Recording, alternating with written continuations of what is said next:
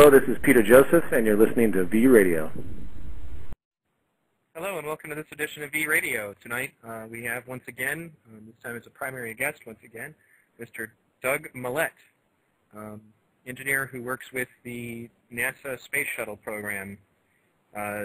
He just got back from a conference, and in fact, I'll just go ahead and let, Doug, go ahead and reintroduce yourself to the audience. You never know when it's a new listener. This is true. Hello, everyone. Thank you for listening. And just to cover who I am again, my name is Douglas Mallette. I'm a systems engineer with the Space Shuttle program for as long as the Space Shuttle program lasts, basically for the next 8 months or so. All of us are scrambling. Anyway, I recently just returned from a conference in Switzerland regarding sustainability for the planet, basically, environmental sustainability, social stability, sustainability, things of that nature.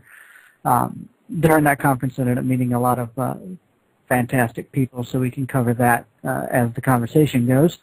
I'm also the guy who made the video Awakening, which is on my YouTube channel, which is TZM, as in the Zeitgeist Movement, TZM Social Evolution. I made Awakening, Our Technical Reality. I gave a lecture to the Houston Humanists, which is on there. A few uploads of things that I've done. Also, all of my favorites are not just random. They all go into categories. I try to find things that fit with the tenets of the Venus Project and the movement and what we stand for. And I will be getting, as soon as I get all the footage, the lecture from Switzerland was recorded. And as soon as I get that footage from my friend Stefan, who's actually in Italy, he's got to transfer that to me. So once I get it, it's a long process. They're pretty big files. Then I'll be able to edit them together into a nice little package and put them on my YouTube channel as well. So that's basically it. All right. Well, thanks again for coming on the show, Doug. It's always a pleasure to have you on, even as the main guest or even just as a panelist. Definitely one of the favorites of my listeners too. They tell me all the time that your show, the first show you and I did together, is like one of their favorites. Well, whenever I start talking about space geek stuff and science and technology, it ends up being a pretty passionate, fun conversation anyway, I think. So, yeah, and the fact that you enjoy that topic too kind of makes it a pretty easy conversation to have. Yeah, definitely. I really envy you. I loved space when I was a kid, but we've been over that. I guess now, first of all, let's talk about your experience at this conference, and explain to everybody what the conference was about. Just like what it is, and like what kind of people were there, where it was, things of that nature. Absolutely. All right. So the conference was in Caux, Switzerland, which is C-A-U-X in Switzerland. It's hosted by the Initiatives of Change. It's, I guess you could say, a humanitarian organization. I'm not exactly quite sure what category I would put them in. They've been around for quite some time. They used to go under a different name, which eludes me right now. MRA, Moral Rearmament. This was around the time of World War II, 1940s. So the MRA was established, moral rearmament, because, everybody's talking about rearming, post-war or whatever. And so the idea was moral rearmament, rearming our morals and getting ourselves back on track and not being such a warmongering bunch of retards. So that name lasted for a while, but I want to say they said about 10 years ago, they realized that kind of lost its meaning. It's not quite exactly the same world that we live in. Right. So they kind of came up with a name that was a little more forward-thinking and would probably last a lot longer, which would be the Initiatives of Change. In short, there's the Caux Palace Hotel, which is absolutely a gorgeous venue to have a conference. It's a hotel conference center all wrapped up into one. And for anybody who's interested, if you just look up Caux, Switzerland, if you Google it, you'll find stuff. The Caux Palace Hotel, you'll find stuff. If you're friends with me on Facebook, or if you want to be friends with me on Facebook, you'll see all kinds of pictures that I took from that area and Co. and from Montreux, which is down on Lake, right off of Lake Geneva directly. Montreux is Montreux. And so the hotel is just a fantastic venue. It's very old. It's rustic. It's designed kind of palatially because when the hotel was originally conceived, it was a hotel in 1902 is when it was built.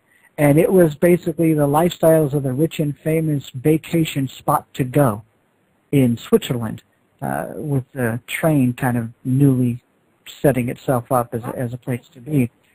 And so now, you know, several years later, it kind of fell off from being a hotel and turned into this convention conference center, which is kind of what it is now. Over the summer, the Initiatives of Change host these week-long conferences throughout the course of the summer. And in the rest of the year, the hotel is actually rented out and managed by the Swiss Hotel Management School. So the primary hotel management school for the entire country of Switzerland, I guess, rents this place out and turns it into an education facility for hotel motel management, which makes sense considering, you know, it's a hotel to begin with. Mm-hmm. So that's basically where the event was. What the event was called, my particular week, now keep in mind, each week is kind of a different theme, and they run a whole bunch of them. If you go to the website, which I don't have up, but if you were to Google Initiatives of Change, you will find the website. It's pretty easy to locate. Every week has a different theme. The particular one that I was invited to was the Leading Change for a Sustainable World. And there are a lot of topics and discussions involved in this. Race relations was a topic. Kind of sustainability on a working together kind of front, you know, getting beyond race and trying to remember that we're all just humans who breathe oxygen, you know, and all require the same basic needs, ideologies aside. You know, my particular point, obviously, is bringing forth the technological aspect of sustainability, specifically with respect to abundance. And, you know, I was listed directly as a representative of the Venus Project. It's not like I, Douglas, went as Douglas, the author of the Space Advocacy book, who's a techno geek, but it was that plus I'm with the Venus Project. And so got a lot of questions. In general, I mean, like 99.9%, it was amazing. The entire concepts that I was talking about on a regular basis were very well received by pretty much everybody there. They were either amazed at the level of technology we have because they had no clue, and I find that to be the case more than anything else. It's not that people don't think it's possible, it's that they don't know it's possible. Right. So there's a kind of a difference there. And so, you know, kind of informing them about the amazing technologies that exist that can provide abundance. And then throughout the course of the conversations, you know, getting them to realize that if you have abundance, money serves no purpose. Right. So it's not like money's bad, evil, whatever. I mean, we are in the system, and this is kind of how it's geared. This particular game is played the way we're playing it. But if you change the rules a little bit and put the abundance in, you drop abundance on the table, that invalidates part of the rules, and that primary rule being the rule of money.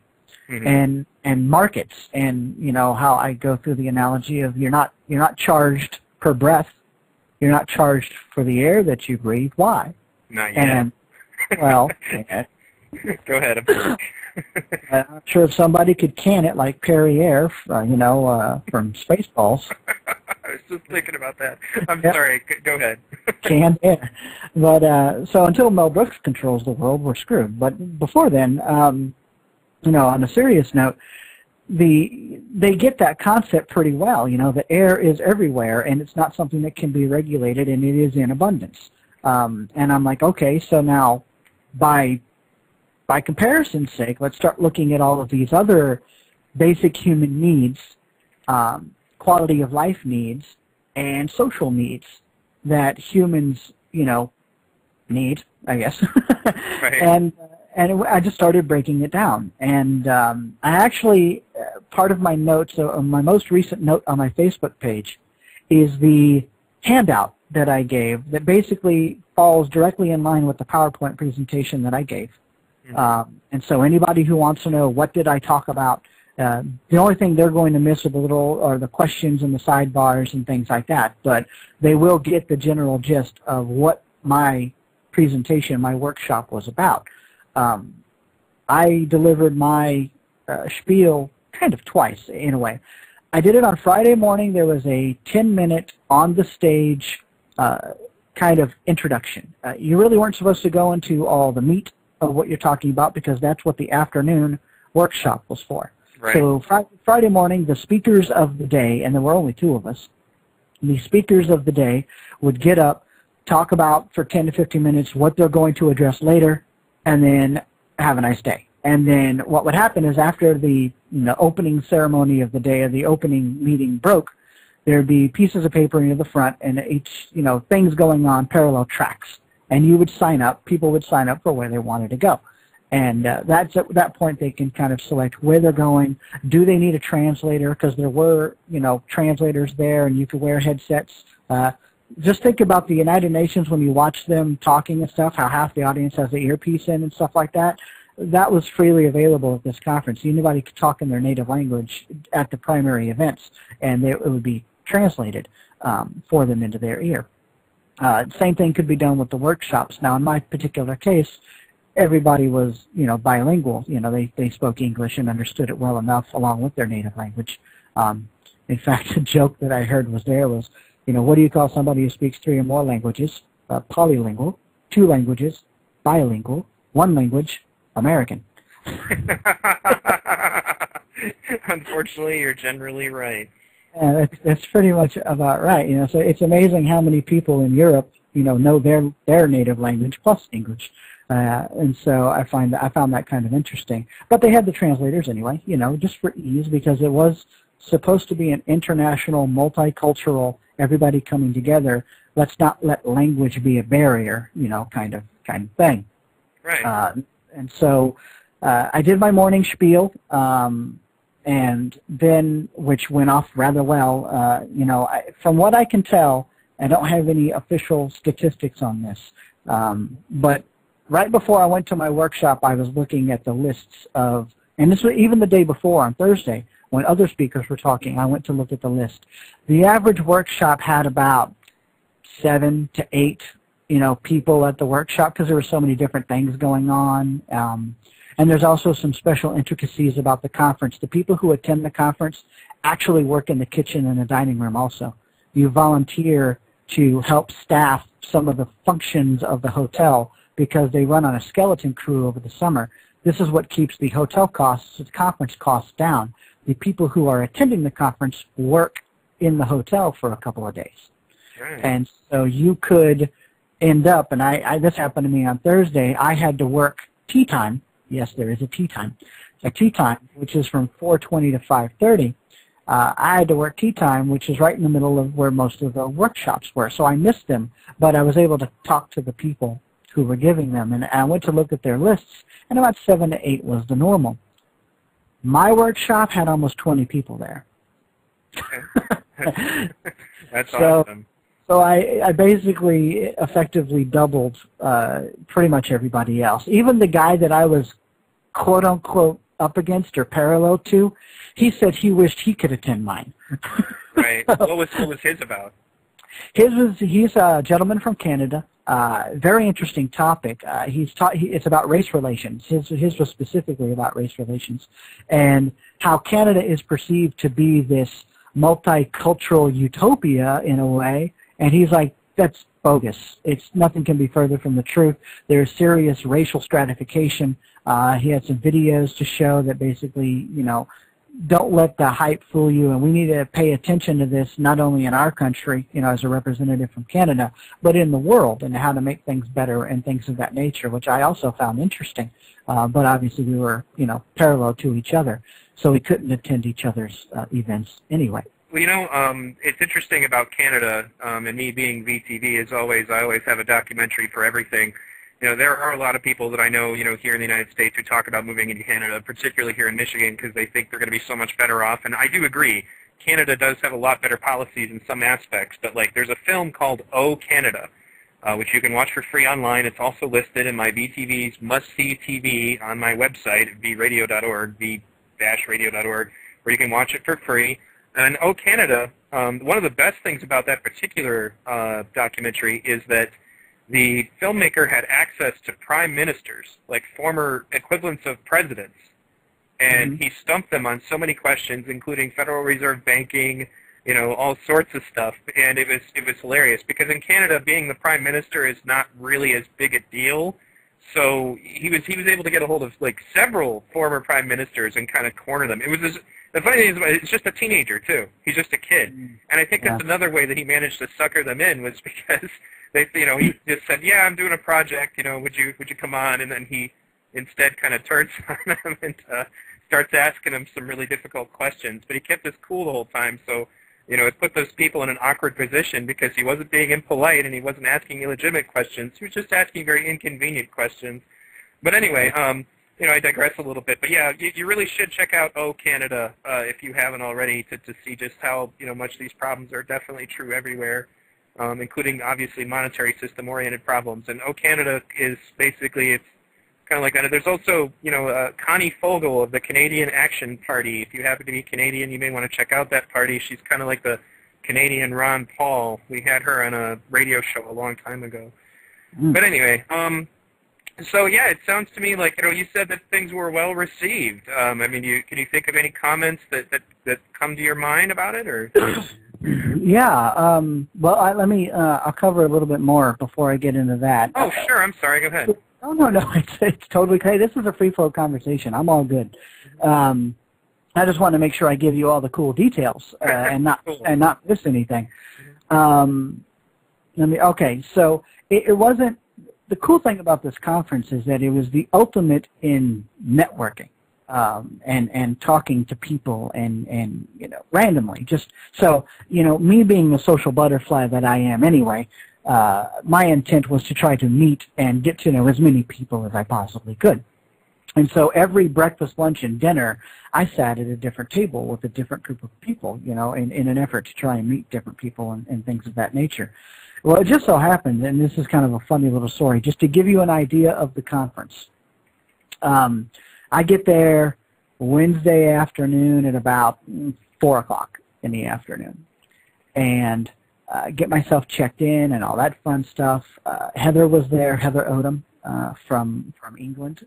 She actually used to live in Montreux, Switzerland for like 14 years, and she's the one who was instrumental in getting me into this conference in the first place. So she took a vacation, basically, and met me down there as kind of my personal tour guide, and then also she wanted to attend the conference anyway. So that was a nice bonus, having kind of this inside knowledgeable person who spoke French. So my trip from the Geneva airport all the way up to Montreux was relatively painless because I didn't have to do anything. So that was nice because her flight landed like maybe 40 minutes before mine did in Geneva Airport. So it was a nice connection to have. And so I get there around 4 and the dinner's around 6. So I go to dinner and I find this table and I end up sitting down with this Asian girl who's actually from Boston. She's there. She goes to a college in Boston, kind of an all-girls school. I don't even know what her major is off the top of my head. I forget. But she's there kind of like on an internship. Then there's another guy, a Cambodian guy, who lives in France now, but his parents are from Cambodia. And then he's a younger kid, probably early 20s, mid-20s. And then there's an older gentleman, probably in his 60s or so, also from Cambodia.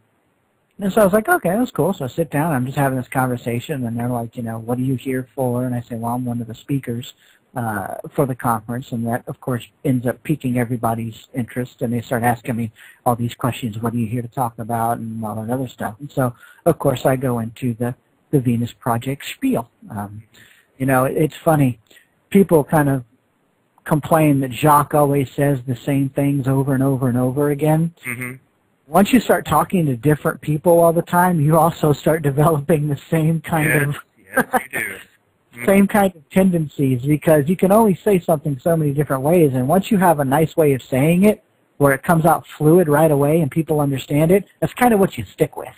Well, you know, just to make one quick point, it's what do you expect? He's giving a lecture on the same topic. You know. Yeah, exactly. Is he supposed to say something absolutely different every time? No. I mean, there's new people listening. He's going to have to repeat the previous stuff.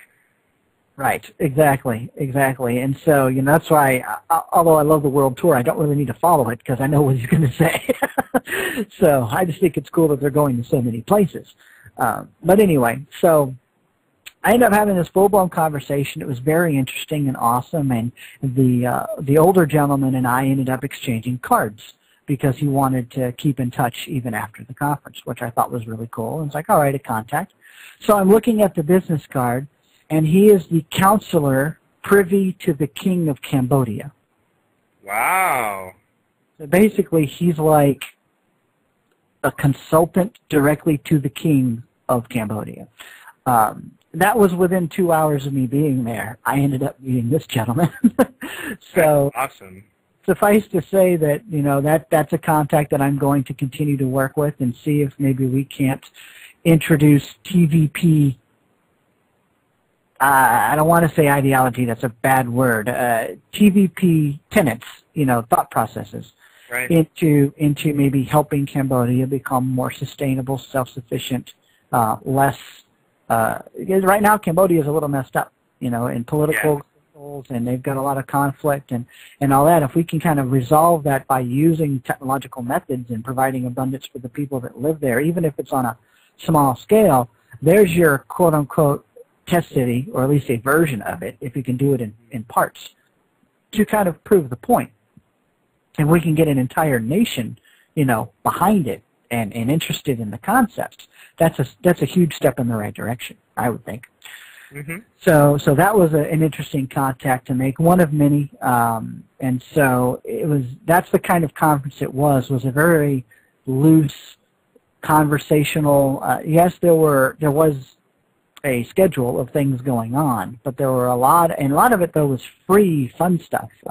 One of the gentlemen I met, there was a arts and sharing of talents kind of day or block of time, I would say about 3 hours, where you would go and go to different random rooms and get involved with kind of an interesting thing. Like the one of them was teaching people how to play the flute, another one was teaching calligraphy, another one was something else.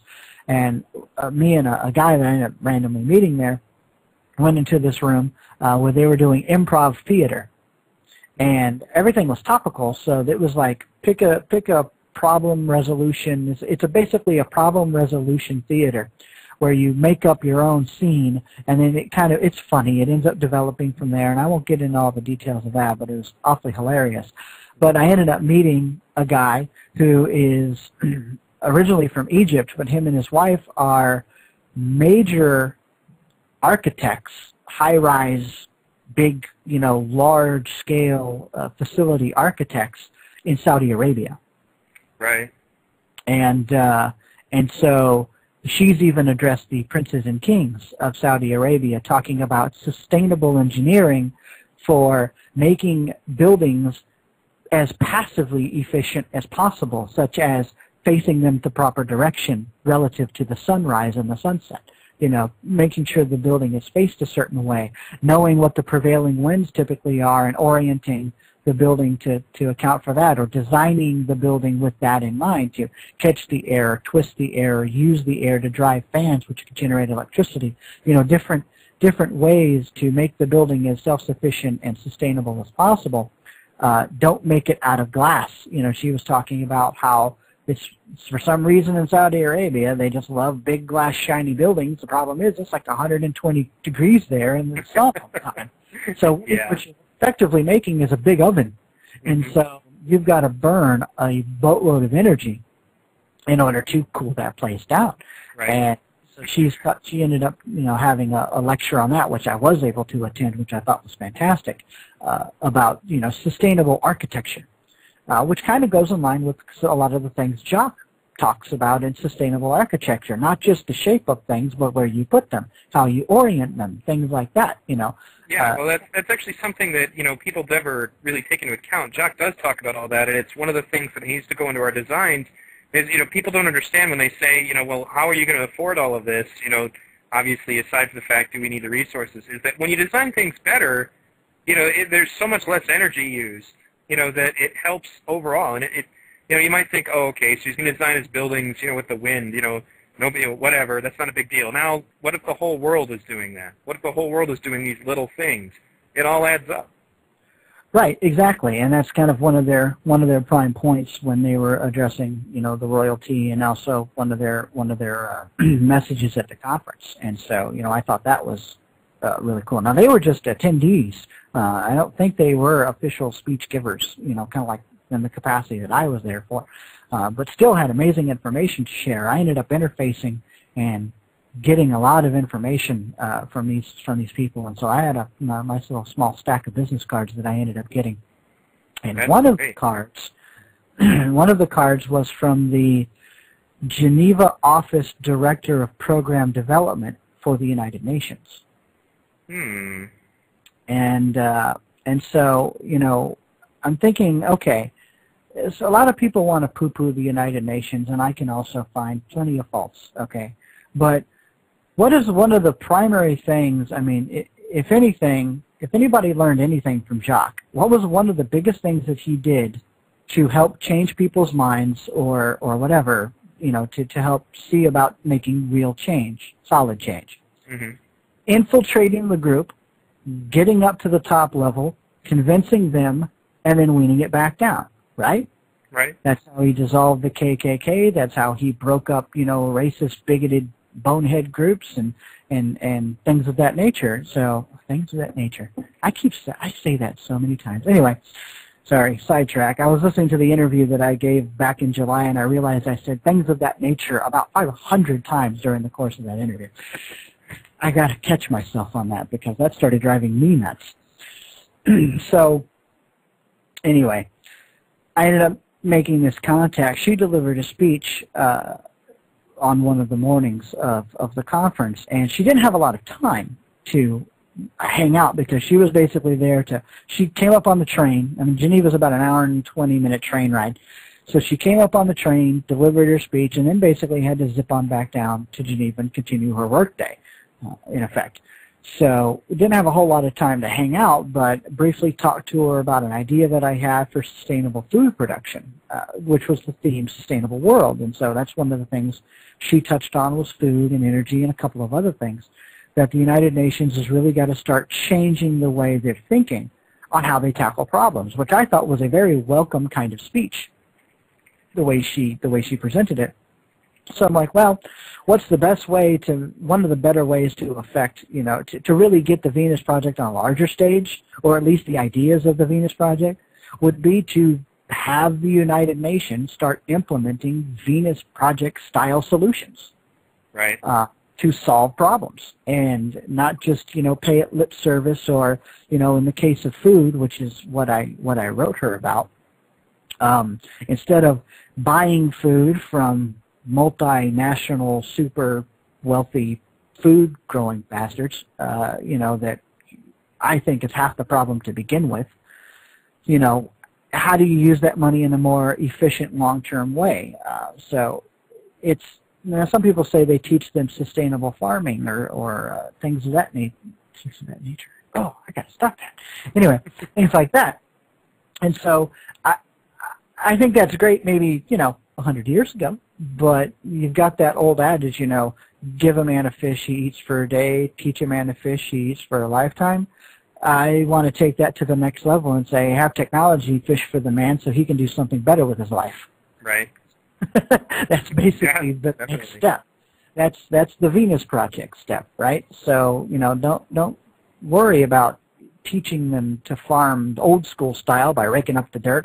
And besides, if you look at a lot of these poor countries that are starving, they don't have arable land to begin with. The reason why they have a food problem is because they really can't grow anything where they are. It's either been ripped to shred because of hundreds of years of abuse by other nations coming in and basically just destroying the land, or they've done a good job of destroying it themselves with poor practices, bad politics, civil wars, and everything else. So they don't have quality landscape to begin with. So the only way to provide a sustainable solution, as far as I'm concerned, is the fully automated hydroponic farm facilities. Yeah, I actually look forward to seeing that project come together. I mean, I'll take one quick moment to comment on what you said. I think you're absolutely right about the food barons having a great deal to do with a lot of the problems we have in this world. I mean, United Fruit, a horrible company. So many wars fought by that damn company, and it's one of the companies that Smedley Butler mentions like 3 or 4 different times. The Marines were sent to secure fruit interests. You know, they always make up some reason, but they convince Congress to do it. You know, and then obviously there's Monsanto, like the evil empire of food. I mean, I literally hear the Imperial March every time I hear that name in my head. But anyway, please continue. I completely agree. And so what I've done is she asked me to send her a paper or something, you know. She probably just intended for me to send her an email about what I was talking about, but, you know, I don't just do that. I put together a 7-page report. It basically illustrates the problem and gives a solution set and basically tells them, you know, I would like, if the UN really wants to do something, in fact, I can read it. I know you usually read. Actually, I have a segment of the show set aside specifically for you to do that. Okay. Just waiting for you to I actually added another half hour to the show while we were on here because I wanted to be sure you had time to finish it. So, okay. So go ahead and you finish about the conference unless there was anything, you know, there was nothing more you wanted to talk about that. You can read it for sure. Let me think. I'm trying to think of all the business-related aspects to the conference because it was also very much fun. I had a blast at this conference. So there's a lot of just plain fun. I ended up, you know, doing dueling pianos with some people for a little while because I play a little piano, so that was fun. And went hiking up the Alps and caught the sunrise. I don't know if you've seen those pictures on my Facebook. No, not yet, but I definitely will look. Oh, you're fired. Anyway, so... Been really busy. Whatever. So, yeah, it was, I mean, the trip was impressive. It was amazing. It was an awesome venue, a bunch of great people. I networked my ass off. Delivered what a lot of people said was an amazing, you know, set of lectures. I mean, I probably handed out about 20 business cards just to people who said, I can't make your workshop because of XYZ reason. You have different things that were going on. But, you know, I want to know about it. And I was like, well, guess what? It's being recorded. So here's my card, and you can email me whenever, and I will give you the link to my YouTube channel. And once I get the footage, I'll upload it, and everybody can see how it went. Yeah, I was going to ask you if that stuff got recorded, because I mean, it would be great to have that on video. Yeah, a Zeitgeist member, Stefan, in Italy, that's where he lives now. He's not originally from there, but that's where he lives now, found out that I was going there, and he personally took a train from Italy all the way up to Caux, Switzerland, to videotape my lecture. And I was very surprised at that. And he did. He got up there, and he recorded it, and then he went back down. And so right now he's in the process of transferring that footage to me. Like I said, very large files. I'm actually using my Star Wars fan film website as the proxy, as the file transfer, the FTP, to get that footage. So that's coming. It's just slow. And a lot of people have been asking, where's the film? Where's the footage? And I'm like, patience, people, patience. It's coming. It's just I couldn't put it on a flash drive, you know, and bring it back. You know, it was kind of large. We're talking, you know, this is HD footage, several gigs worth of footage, because you got the 15-minute pre-lecture that I gave in the morning, or the introduction lecture, and then the workshop was an hour and a half, if not almost 2 hours long. So that was straight recording, you know, from start to stop. So that's a lot. It's awfully big. And so, you know, it's going to take a little while for me to put together. It's also going to take a little while for me to upload it to YouTube in the first place, because I'm going to have to break it up into segments. So I don't have the capability yet to be one of those special people who can upload just one big, long, segment. I don't think I can, because a lot of the stuff that I've posted on my channel is like copyrighted here and there and stuff. And even though it's Creative Commons and I'm not selling it, I don't think I'd fit into their rules. Well, you should still try to make a torrent version available for it. I mean, I could show it on an episode of Zeitgeist TV or something all in once. That'd be pretty cool. But I actually want to take a quick second to respond to something somebody pointed out in the chat room. Was like when we're talking about the food issues. The IMF, World Bank makes people in Africa grow useless crops like roses and tea. And it's the reason that this is relevant. They always tell us when they're arguing with us about the viability of our program. Like not long ago, I had a guy who was basically a socialist who came into our forums, and he was trying to tell us we need to dump the idea of the resource-based economy and instead should just help him and his organization, convince the government to give everybody $30,000 a year. And one of the things he said was a problem, with what I was saying was, well, to build the infrastructure in Africa to feed everybody would just be ridiculous. You need millions of people. And I'm just like, well, aside from the fact that I don't feel it will take millions of people, the infrastructure for farming is already in Africa. And it's currently being used, for just ridiculous profits. If we could just get out of the notion that these people, are in any way obligated to utilize their resources for us, they could take care of themselves. And with just a little help from people like you, figuring out how to handle these things, the automated farm, obviously, would be an excellent idea. Eventually they wouldn't even have to work on it. But even if they just change the infrastructure that they have right now, that's currently making our roses, I still can't believe that, to feeding starving people who live in those same countries, it would do a lot. Yeah, I completely agree. And unfortunately, when people like that say, oh, it would take millions of people and blah, blah, blah, they just don't have the foggiest clue what we're technically capable of. They're not stupid, but they're definitely ignorant of technical progress and what we really can do. And the fact that, no, you don't need even close to 1 million people. In fact, you can build the entire building with a standard construction crew. And if you had robotic construction, you wouldn't even need that. But let's at least look at standard construction setups. A 10-story building requires one construction firm about 3 to 4 months to build a 10-story building if they really put, some stock into it. And then you'd have, and I'll go through the numbers here in a second, you'd be able to feed quite a few people with this facility. And so, that's just, plus that's also a guy trying to toot his own ideology and poo-poo anybody else's and whatnot, which, that's the problem with all of the old world isms.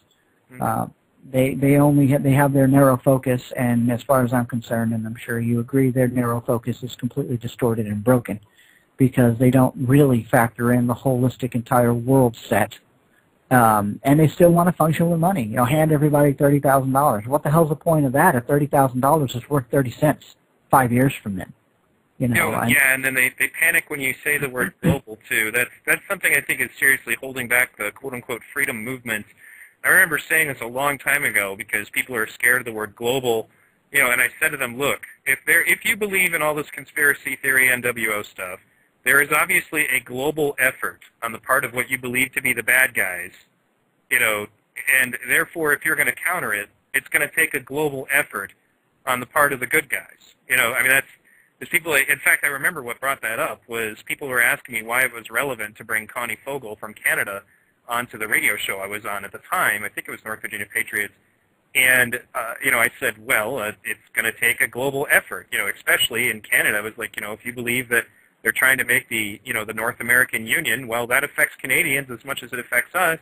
There's so many isolationists in the old school freedom movements who think that the problem is only as big as the United States and that they shouldn't care about other countries. I don't see how they think that that's conducive, because as long as we continue to think of ourselves as individuals who don't, who only concern for ourselves and nobody else, when the bad guys are doing the opposite of that, they're all working together to take freedom. That's obvious. Yeah. It's one of the things I'd like to think of myself is I am an individual, but I'm also an individual sharing an entire planet with a boatload of other individuals. So, we are not our own little islands. People forget how interconnected we really are. And and now globally more than ever because of the technology for communications and things like that. Well, So, it's like, you talked about Star Wars earlier. It reminds me of the moment when during the Episode 1 Phantom Menace movie where, they were trying to convince the Gungans that the Naboo being attacked was something that would affect them, and they just were like, nah, never mind, basically, and Obi-Wan had to say, you form a symbiont circle. You have to recognize that what happens to one of you is going to affect the other. And, when you think about it, that attitude helps any group that's trying that would be trying to conquer us, is to divide us. mm-hmm. But in any case, okay, so I did ask you earlier, I don't know if you got through the details you wanted to, just like if you wanted to give me some highlights of the different reactions or comments that you got about discussing the resource-based economy with people. Oh, sure. Yeah, that was basically the conference in a nutshell. But as far as reactions, wow, I mean, a lot of people were just simply amazed at what the Venus Project stands for, and a lot of them were like, whoa, abandoning money. I never thought about that one before. Keep in mind, this is a conference of some pretty open, free-thinking kind of people. This is not exactly a hostile crowd. Right. They're looking for, that's the purpose of the conference, to bring people together who are movers and shakers in their own industries, or at least interested in gathering new information to pass on to their local groups to try and do things in a better way. Mm-hmm. And so then you got somebody like me show up who's like, well, that's all fine and good, but the entire system is shot. And so let's just scrap it and do something different. And some people were wow, that's the most radical thing I think I've ever heard. And other people, you get that, a lot of the typical questions, well, how would people be motivated and this and that? And so you got to go through those examples, basically, knocking down all of their false premises and what they believe to be truths because they've never been told anything different, or they don't know that there are scientific studies that disprove what they think is truth. And so that's basically a lot of what happened. Was I got a lot of the standard questions. How would what would be motivation? What would just different aspects of the culture. How would the culture shift? Right. And everybody agrees, and this is something we also talk about a lot, is that it's going to take, for something like this to happen, it's got to go beyond words. We've got to, and almost everybody said this, this sounds amazing, but you're going to have to prove it at some decent scale. And that's when I go into the test city, and like, you're absolutely right. That's, it's the scientific method for social concern. So step one is observation. Then step two is hypothesis, to solve the problem or to explain what you observed. And then step three is experiment. And one of the things I said a lot at the conference is I said, now, applying the scientific method to all the technologies that we have, would you say that that's been pretty good? And they're like, well, yeah, we got computers and cell phones and things and all this advanced safety features in cars and blah, blah, blah, and all this other stuff. They can cite a list of cool technologies that they use in their lives. And I say, well, how come we don't do that with our social structure? And then they kind of pause for a second, and they're like, huh. I was like, our social structure is governed on opinion and deceit and finances, which in and of itself is a skewed, endeavor by itself, correct? And they all kind of nod their heads. Yeah, that's true. It's very corrupt. It's a corrupting force. It's a corrupted establishment and things like that. So I'm like, okay, well, if it works good for developing your iPod or the coolest gadgets, technologies, or things that make people's lives better, like heating and air conditioning, then why can't it be used for society, to help govern society in a more ecologically and sustainable way? And that's when they really start getting it. Mm-hmm. And so then I say, okay, so you've got your observation, your hypothesis, your experiment, and that's one of the things that the Venus Project is pushing towards as part of the steps to prove ourselves, is to build this, 50,000 person or so, however many, test city. I think 50,000 is a minimum to get a really good size. You can't do it with 1,000 or 2,000 people. That's kind of a negligible effect. So you need something more larger scale so that you can implement the more robust technologies. And so they're like, okay, we get it. All right, so you already have that in mind. And then so once they understand that we do have a plan, it's just we've got to build the awareness so we can get the support. And once we get the support from nations or individuals or whatever, financial support to use money to kill money, then that ends up helping to move us in the right direction to build this test city. And I go, but it doesn't stop there. Here's the difference between an established system and an emergent system, is that in the resource-based economy, just like using the scientific method, we constantly are trying to poke holes in what we think is set. Mm-hmm. Science doesn't just say, oh, this is great, and stop investigating it and move on. They're always trying to punch holes into our own theories. Theory of gravity, keep punching it. Keep punching things left and right, lasers and optics and electronics and physics and chemistry, and always trying to challenge what we think is a truth. You either do one of two things. You constantly fortify that it's solid, that it's good, or one day you find that small hole, and then you exploit that hole, and then you try to make your theory or your hypothesis better. You're constantly trying to improve. You're constantly trying to break what you think you know and make it better. That is what we don't do now. Once we come up with something, people have to defend it with their very lives and don't change. Right. Money is perfect. Money has been around forever. Bullshit. Sorry. Money has not been around forever. And so to think that it's just some thing that's grown on trees or it's part of nature is bogus. It was invented by man. It can be uninvented just as easily. And so, it's those notions that we have to break down. But that's what an established society wants to create, and that's what it does a very good job of creating. An emergent society is constantly trying to tweak and refine and improve itself on every level. And that's actually, something else that, because we debate this from time to time in the Zeitgeist Movement forums, because people, particularly people who kind of still have a cling to their metaphysical or spiritual beliefs, and, they're like, well, there are things that science can't explain, and generally what I tell them is, look, this is why science is always right. Science is always right because, first of all, if a scientist is being irrational, then his findings have ceased to become science. Secondly, when science is wrong, whatever it was is now science. As soon as the Wright brothers proved that flight was possible, that was science.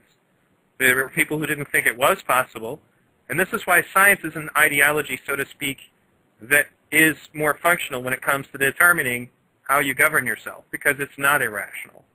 If you can prove through the scientific method, something, then you can take that as fairly empirical at that point. And the difference, though, is that when you have an ideology like a religion or maybe a political ideology, people will defend it because they become emotionally attached to it. Right. And it has no logic base anymore. Right. And I become emotionally attached to the truth. That's me. And I want to find out what that is, and that's what I will defend, and that's what I will fight for. And then when I find out that I'm wrong, then that means, well, since I'm devoted to the truth, that means that I now absorb whatever is now the truth. Right. Science doesn't mind being wrong, because if we're wrong, that means we just learned something new. Right. And we know how to do something better, and that's progress. That's going the right direction. What was it? Edison said, I may have failed 100 times on making a light bulb. That just taught me 100 different ways not to make a light bulb. Mm-hmm. Or whatever the case may be. And so that's one of the things that I was, using it's one of the discussions of many that I got into with the people. But for the most part, there was only, I really want to say, of the, at least 70 to 80 people that I talked to. I mean, there's not just the 20 that I talked to that were at my workshop, or the entire audience of about 150 some odd people that I addressed that morning. There was also all the random conversations I had throughout the course. Remember, I was there for 6 days. So that's like, well, let's see, I got there Wednesday evening, so I really don't count because I met the guy from Cambodia. So Wednesday, Thursday, Friday, Saturday, Sunday, and I left early Monday morning. So I had all those days to schmooze, talk, socialize, network, have conversations, and I ended up talking to at least 100 people, I'd say, while I was there, at least between 70 and 100. There was only one guy, one, out of everybody that I talked to that was trying to give it a hard time. But even he was starting to annoy the other people because he was always, yeah, but. He was yeah-butting everything. And the thing that's funny about this guy is that he is a physicist. Mm-hmm. And so he's just, I don't know why he had a problem with it or whatever. I never ended up having a really solid conversation with the gentleman, just because he was very standoffish. And it was funny. He had all these yeah buts, but he never had an alternative solution to counter what I was talking about. So basically just a negative Nancy with absolutely nothing to contribute to the discussion. Mm-hmm. And I don't have time for those kinds of people. You can yeah but me all you want, but your yeah but better be followed up with a, well, what about if you did it this way though? Or here's what I think might be a better solution. I'm okay with listening to people's thoughts on what might be a better solution, but as of yet, I have not yet had anybody ever do that to me. I mean, we have had people who, like, for example, Marcin Jagabowski from the open source psychology movement holds a PhD in physics. And he said the physics community just drove him nuts. He only stuck around to get his PhD because he wanted, credentials, but he said they were just a bunch of people. I'm not saying all physicists are bad by any means, but he said there are a lot of people in physics who they're very arrogant, and in many cases he said that they don't see past, certain terms. They get very dogmatic. And, I did a little more studying about Nassim Haramein, and there are people who kind of go after a lot of his theories, but one thing that he did teach me beyond a shadow of a doubt was how little we actually know about physics. These huge questions that, that physicists just kind of leave there, like what was he said, nasty infinity was the term for infinity you cannot explain. So then the solution is, let's just try to pretend it's not there and not talk about it. He talked about quantum physics, about how quantum physics is not about proving how things work, just describing how they work. There were so many things that you have to ignore. The one in particular that keeps coming to mind is when he was at that conference and he was bringing up the picture of the man who was blowing up the balloon to explain how, and then everybody there is getting annoyed with him, because it's a very basic thing out of the physics books. And then he's like, okay, well, my question to you is, what is the equation for this guy? And he points at the guy. And he points at the guy and then he says, and then they all kind of, get quiet as he says, every action is an equal and opposite reaction, first law of physics. And, like I said, I don't know if I agree with everything the guy says, but one of the things he did point out that I do totally agree with was that there are a lot of things in physics that we just don't know. And for that reason, it's honestly to the point where there's just gaping holes in some of this stuff that make me question physics as a science overall, because you're supposed to take a lot of things in faith, and that just, I don't know, it just doesn't feel scientific to me. And I'm not saying we should abandon physics, but it does make me think, however, that these people need to stop taking themselves so damn seriously. Well, I agree, and I'll draw the correlation this way. If you look back, Galileo, Newton, Da Vinci, those gentlemen, the ones who made revolutionary developments in our knowledge of the universe, they were not funded by organizations to propagate a particular set of goals for the bottom line of their shareholders. Mm-hmm.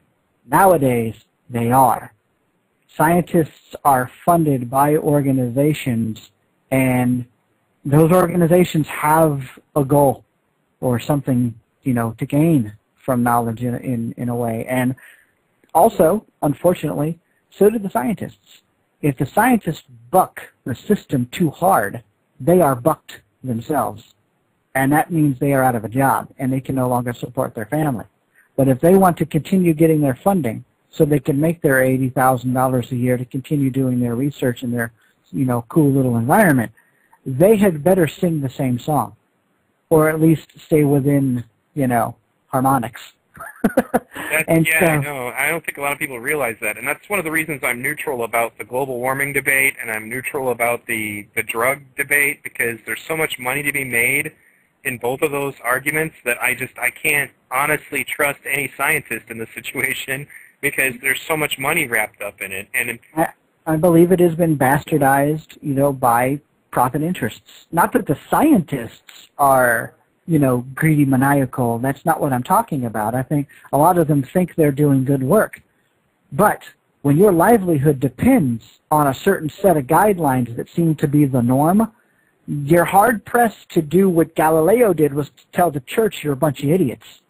And I'm going to stick to my guns, and yeah, you're going to put me in jail, but I don't give a crap. I know I'm right. And then, a couple of hundred years later, the church says, okay, my bad, sorry, we were douchebags. But, he still bucked the system, and he stuck with it. People can't do that today. They just, you can't, because they're so wrapped up in needing the money to live, to survive, that if they don't play the game a certain way, they will get squashed. You will find a few, boy, they exist, but there are a few who are able to jump out of the box and invent something or come up with something new. And then all of a sudden the scientific community goes, oh, yeah, I remember working with that guy way back in the day and blah, blah, blah. Well, the inside circles, that guy's going, you're a bunch of jackasses. You guys were the ones laughing at me 5 years ago.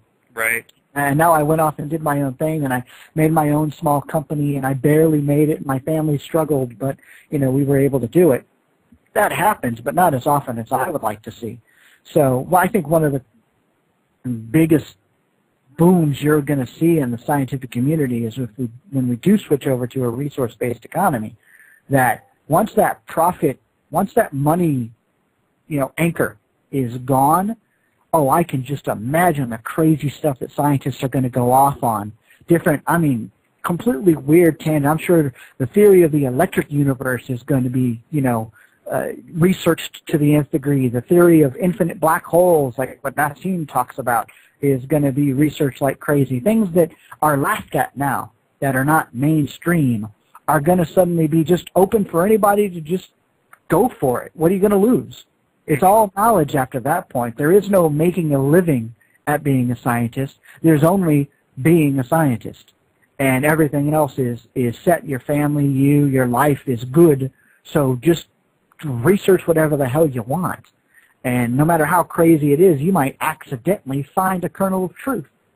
And so if you can then blend that with other kernels of truth, the next thing you know, we have a complete paradigm shift in how we think and react and deal with the universe.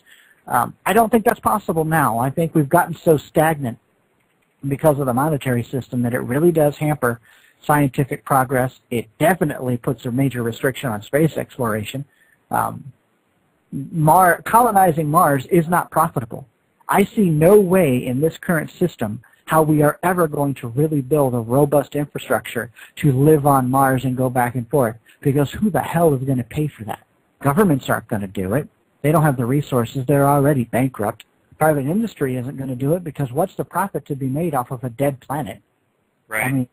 There aren't any special resources on Mars that don't already exist on Earth, or can't be robotically grabbed by an asteroid. Attach a robot and fly an asteroid closer and mine the asteroids. That'd be relatively easier than colonizing another planet.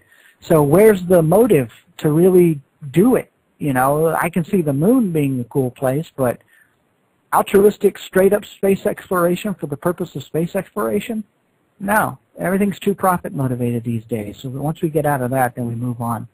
I heard something kind of creepy the other day when I was at, of all places, a pizza place. The guy who was working there, because the Michigan economy is terrible, was working at a pizza place, and he's got, he's a computer, he designs software and stuff, and he said that he was at one point, like I said, this is all unconfirmed, so, but in any case, what he told me was that he was working with Halliburton on something at some point in California, and that they were working on some kind of project to get something automated to the moon to take samples, because supposedly they had found something on the moon that might be used to generate a lot of energy. And it all sounds kind of crazy to me, and there's so many conspiracy theories about the moon, but he did tell me that, he'd probably be willing to come on the show to talk about it. I'm still investigating that. Now let me, before we go any further though, I want to kind of do a station identification, because we're coming up to the top of the hour. You got it. You are listening to V Radio. Please visit vradio.org. That's v-radio.org. There you can check out archived previous shows. Had Mr. Mallette here on my show before as a panelist and as a guest, speaker. Now the second time. All kinds of other great programming, hours and hours of it. Must-see TV is a list of free documentaries you can watch on the internet. Most of which, and I'm motivated to put them on there because I think people really need that information. And I also want to give a shout out to a network that is featuring my show tonight. It's called Meme Filter. That's spelled M-E-M-E, like me, and the word filter, .info. And there you can go, and they have a lot of other kind of alternative programming. To those of you who are just Venus Project advocates, they do have a lot of free market supporters there, but there's also a lot of outside-the-box, kind of content that's good for hearing about different things going on in the world that are still very pertinent to members of the Zeitgeist movement. Recently, I've been making some overtures. For example, Liberty Unleashed, Brian Seaman's show. He's a libertarian, but he recognized that there really was no reason for us to be fighting each other because the Venus Project does not believe in coercion. We're just a group of people that feel that people could come together freely of their own free will, pool their resources, and make a more sustainable world. And after we recognize that, honestly, we have more enemies that we share than we do reasons to be opposing one another. And that's why I tell people in the freedom movement, even if you're a member of the Zeitgeist movement, check out Liberty Unleashed. It's a good radio show. He talks about a lot of topics that are pertinent even to members of the Zeitgeist movement. Check out places like, Meme Filter. You're going to get a lot of different outside-the-box stuff. And what it really takes, folks, is that there are people out there trying to offer you alternative news and alternative sources of information. And even if we're just reading from mainstream news, sometimes we take the spin out of it. We help you analyze it so that you know what it is you're really reading. So thanks again, everybody, for all the support that you've been giving me so far. I really appreciate it, and you're the reason I continue to do V Radio. But that being said, Doug, we're now down to how many pages is this thing? 7. 7 pages. Okay, yeah, you can squeeze that out in a half hour. Yeah, and it's actually got descriptive pictures and stuff like that in it. So if you were to remove all of that, it'd probably be only like 5. So we can definitely get through it in 30 minutes. You ought to think about translating that into another one of your little films. That sounds like you could do a slideshow thing, maybe like Peter did with the orientation presentation. Maybe, I guess I could. I don't know. I'll read it and you can tell me how it flows, I guess. Okay. All right. Well, to tell the listeners exactly what this was about, I know you were talking about trying to get this before the United Nations, so give them a little background. Right. What I've done is I emailed the person that I met at the conference when I got back home, and I said, just a quick reminder, my name is Douglas Mallette. We talked briefly, and I'm going to put together a report showcasing a food solution. And then we can go from there. You can bring in other people that you think this would be more up their alley, some additional subject matter experts, and we can have a Skype conversation. And I mean, actually, that was her suggestion, was send me the report, and then I'll get some extra people involved that fit on what you're trying to do, and we'll have a Skype conversation, and we'll talk about it, and go from there. And so what I did is I put together this report over the course of basically about 2 days. I'm going to read it to you all real quick. Now, I did send it to you. Did you get it? Yes, I did. Okay, so you're going to put that in the newsletter. So, this is just to, give people an idea of where I was coming from, but eventually they can read it as well. So here it is. It's called Solving the Hunger Crisis, Technical Solutions for Social Change, a paper for United Nations consideration by Douglas Mallette, Space Shuttle Systems Engineer. Introduction. The hunger plight throughout the world is without question one of several major social concerns facing the world today. But what is even more astonishing is that the 21st century seems to be stuck with 17th century thinking, unable to mount a serious and sustainable solution set to permanently combat and eradicate this issue. The following information will showcase a solution set that will do just that, solve the hunger problems in the world once and for all. The problem. Although global food production is at an all-time high relative to the past, a strong disconnect exists between production and consumption capabilities for people who simply do not have the purchasing power to buy that which they need to survive. The fact that humans have allowed such an essential necessity for life to become so grossly mismanaged and profit-driven is a moral and ethical question for another time. But for the purposes of this paper, it's vital to note that our production capabilities are not the problem. Purchasing power, environmental flux, and arable land is the problem. For example, the following excerpt from a United Nations FAO report, Tajikistan Humanitarian Food Security Appeal 2008/2009, illustrates these issues.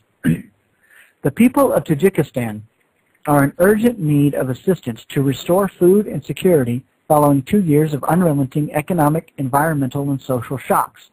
Reduced agricultural yields combined with the global rise in food costs have left 2.2 million people food insecure.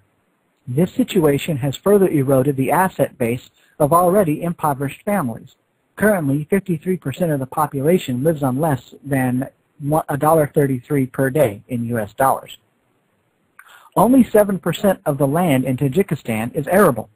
Already limited harvests have been affected by hail and reduced precipitation in 2006, drought through the spring and summer of 2007, and a severe cold wave, record high temperatures, and locust infestation in 2008.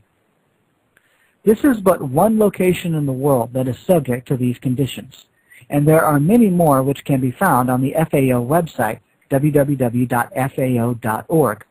But it doesn't have to remain this way if we employ a new way of production that is far more efficient and productive for the region it serves. Additionally, subsistence and traditional farming is an old world solution in a new world setting. The fact that many consider manual labor as a necessity for food production indicates a severe lack of technical knowledge. At some point, humanity must acknowledge that it has invented its way out of the need for human labor on many fronts, and there is no better proof of this than fully automated farming facilities. So that's page 1. Keep going. All right. Oh, hold on one second. I got to put you on pause for a second. I'm being called away. Hold on. It's no problem. I'll just continue talking. I actually need to explain something to my listeners anyway. All right. Go ahead. As far as calling in, guys, because I've actually seen this more than once, because I see it sometimes afterwards when I'm checking the archives to see how many people were on live and all that. If you're calling in, you got to be patient. If you call in using my Blog Talk radio number, I do check the switchboard, but I don't just leave it up because the chat room is generally more active, and you guys are usually chickens and never call in anyway. But I do have a number for it. There's supposed to be a toll-free number, but for some reason it's disappeared. I'm going to have to talk to Blog Talk about that because I paid for it. If you want to be added via Skype, like if you're an international caller, I can either add you via Skype, you have to PM me on Skype, and then I add you to the call. Don't call in, because it's trickier on Blog Talk to add somebody to an existing call if they're calling you, and if you do it wrong, then you end up hanging up on them and Blog Talk, and therefore there's this big long pause in my show. So if you want to call in, and if for some reason you're trying to call in on Blog Talk and I am not responding to you, then say something in the chat. If you want to call in via Skype, then PM me on Skype. My Skype information is on the website, but it's VTV115, and you can add that account, and I add everybody, and that way you can also be added to the call. All right, I'm back. All right, now that explained, go ahead, Doug. All right, so that was basically the introduction and the problem statement, all on the first page. So it was very kind of quick, hard-hitting, punch you in the face with the information kind of thing. So now we move on to the solution set. So I'm going to go through that. Fully automated solar wind-powered hydroponic farm facilities. Hydroponics is not a new solution option for producing food. But what is new are the advances in technology that enable this method of food production to be far more productive than traditional farming methods. Combine this with our knowledge of robotics and automation, and we have the capability to produce vast amounts of food with virtually no human labor requirement. And all of this can be done locally, decentralizing food production and drastically reducing shipping needs. This combination ensures that people can eat without having to toil in the soil for hours on end, freeing them to pursue other things, like acquiring educations to help advance their true potential, including learning about how their food production facility works and the technology behind it. The system I'm about to describe exists in parts right now, and I am currently in the process of making the rough blueprint of a facility that brings it all together as one holistic solution set to provide food for thousands of people at a time. This system can be scaled up, and as an example, I will show how this scaling can be implemented. First, let us cover the basics. Omega Garden. The Omega Garden system is what allows for the robust production of food with a drastically reduced energy and water requirement. Technical details of this system can be provided later if there is a desire to proceed with this idea. The cylindrical system provides a unique growing environment that the plants thrive in, causing them to grow double normal size without the addition of any chemicals. Gravity is one of the catalysts that causes this, because the rotating cylinders cause the plants to fight against gravity part of the time, driving nutrients to the stems as the plants correct themselves against this unseen force. This works to create an environment suitable for naturally healthy and vibrant plant life, so much so that the plants also grow 3 to 5 times faster than normal, but with no negative side effects since the system is completely organic. Another catalyst is the center LED, light-emitting diode, low-energy lighting system that provides every plant in the cylinder with the same amount of adequate lighting. For the plants, it's always high noon on a beautiful sunny day with plenty of nutrient-rich water, which could be provided by a tilapia fish farm working within the facility. Place this system in an environmentally controlled building, and you set the stage for high yields in faster times than any traditional farming method is capable of providing. And since the system doesn't depend on soil and is indoors in an environmentally controlled building, it can be built and used anywhere in the world, no matter the natural conditions the people are subject to. Automation and robotics. Mixing the aforementioned Omega Garden system with automation and robotics allows the facility to run completely without the need for a human labor requirement, aside from the initial construction of the facility. The rotating cylinder system provides sustenance for the plants. The fish farm is regulated by filters. The movement of cylinders that are ripe for harvesting can be done by overhead grappling systems, and the harvesting itself could be accomplished by dexterous robotic arms with human-like hands and sensitivity, giving them the ability to pick, place, and replant the cylinder. The placement would be in baskets that would run on a small conveyor belt system, guiding the plants through a washable cycle, or a washing cycle, before moving them to the adjacent farmers market area, which is a separate but connected building where the people actually get the food they need. At no time would people have to enter the actual growth part of the facility, unless maintenance is required. The entire process is computer controlled for high precision, up to the point that people will know when the building will harvest and supply the next rotation of crops, because a monitor attached to the building will show them the upcoming crop cycles for the next month or two, almost like the arrival and departure system used by airports. Powering the facility. The power requirements for the facility can be fulfilled such that the building is completely self-sufficient and off the grid, if the grid exists at all. This allows the facility to be placed literally anywhere in the world to feed any people, anytime. In short, the building would be a hybrid solar, wind, and battery-powered facility, the batteries being nothing more than a backup system in case load demands manage to exceed the solar and wind system capabilities. This situation would only possibly arise during harvesting times when the robots are most active, and only if multiple harvests occurred at the same time, which would be avoided as much as possible via crop cycle monitoring and rotation. In general, the building is a very low-power passive facility, the robotics lying dormant in sleep mode when not in use. The only constant power sinks would be the carousel systems, pumps, and atmospheric monitoring and control systems.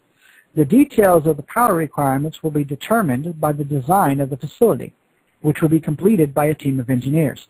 I can only do so much as a lone humanitarian, and even though I could do all of the analysis, it would take me quite some time by myself as my free time permits, which is why I feel that working with the UN could make this happen faster, which is good for the people who need food immediately. Scalability and yield potential. Vertical farming is not a new concept, but sometimes the drawings showcase skyscraper buildings that almost instantly call into question the cost of such facilities. There is little need to make 50-story buildings to bring about the eradication of hunger around the world.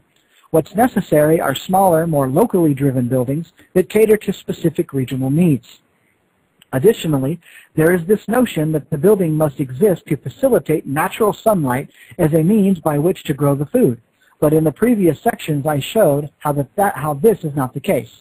Artificial light is just as good, if not more so, because it can be directly controlled for the benefit of the plants.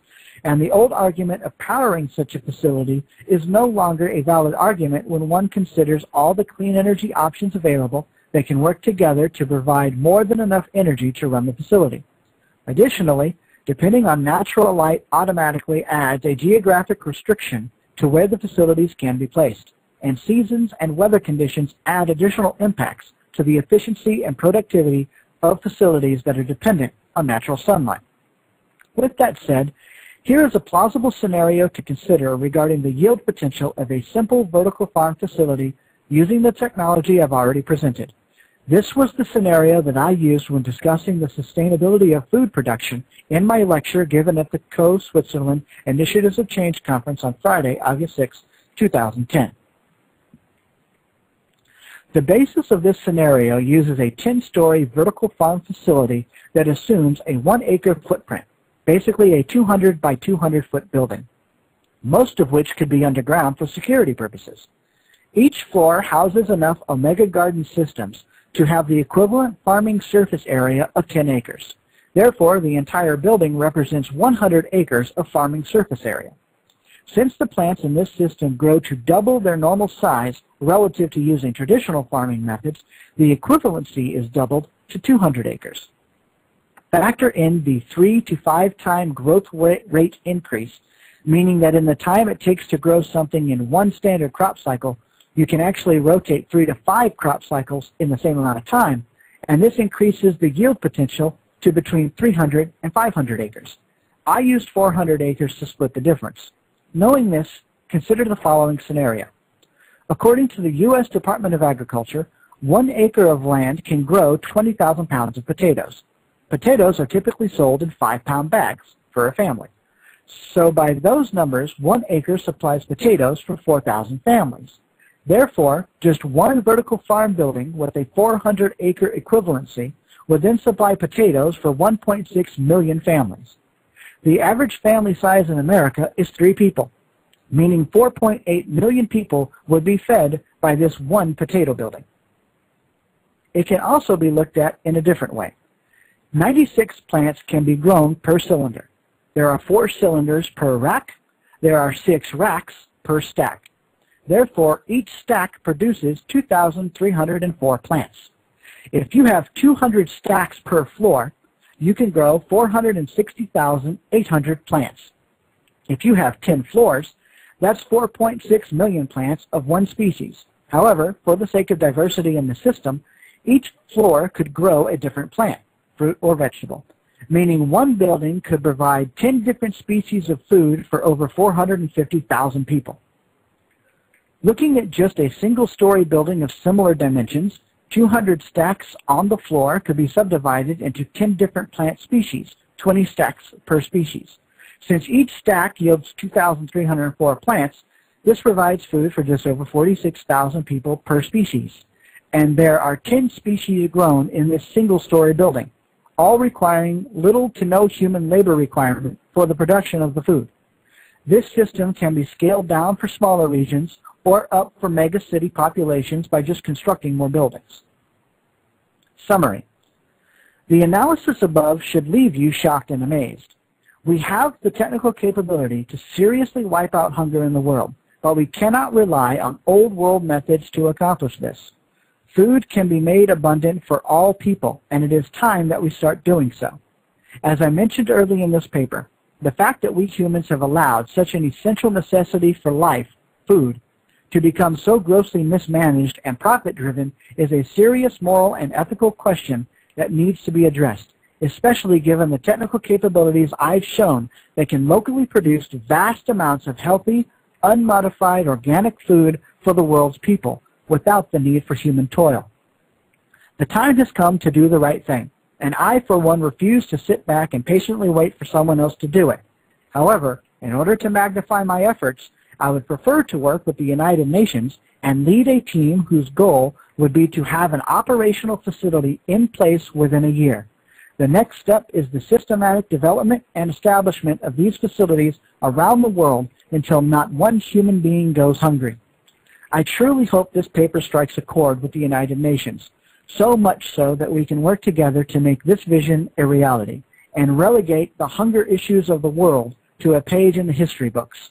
I thank you in advance for your time and consideration. Respectfully, me. My little signature bit. Respectfully, me. Me. Yeah, I can just see you doing that in front of the right. Nations. Oh, it's me. Well, that's all you had to say. I mean, you're me. That's awesome. Yes. So, Douglas Mallette, email, phone number, title, space advocate, speaker, link to my book, stuff like that. My business signature, I guess you could say. So that's the report that I sent off to the United Nations contact. And yes, I did get a response back already this morning. She got it. She liked it. She's forwarding it off to the New York office, which is where they actually do the food stuff. They don't do that part in Geneva. That department is in New York. So I'm expecting to get a contact back from the New York office, hopefully by the end of the week. Excellent. Excellent. These are the kinds of connections that we certainly need to make, and it's definitely been a good time for the Venus Project in the same regard. Jacques got invited to some kind of summit. I don't remember what it was called, but I know that one of the founders of it was Mikhail Gorbachev. It was some kind of peace conference. I know he got to go to that. I guess in some of the other countries, he's had a lot more luck. I guess Greek mainstream media for Greece did like an hour-long presentation at some point about the Venus Project, or special. So it is definitely, the word is spreading about the notion that we need to get out of this idea that, we need to be dependent on, selling our labor to somebody else, or selling anything to anybody else, when we should be focused on, getting off the grid. Real freedom is actually in being independent of the system, not in participating in it and, hopefully succeeding. You don't need it. That's when you're really free. It's actually how I generally tell this to libertarians, even former presidential candidates for the Libertarian Party agree with me that, there's a certain amount of personal responsibility behind the idea of getting just out of the need to interact with the rest of the system at all. So that being the case, definitely I think that you covered everything, and that's another aspect of this that I think is really beneficial of having you in the movement, Doug, is that, you know this stuff. Where you're not just some guy on the internet talking about this. You're an engineer. You have design specifications, and I'm confident that, if you had enough resources that you could get this project and see it through.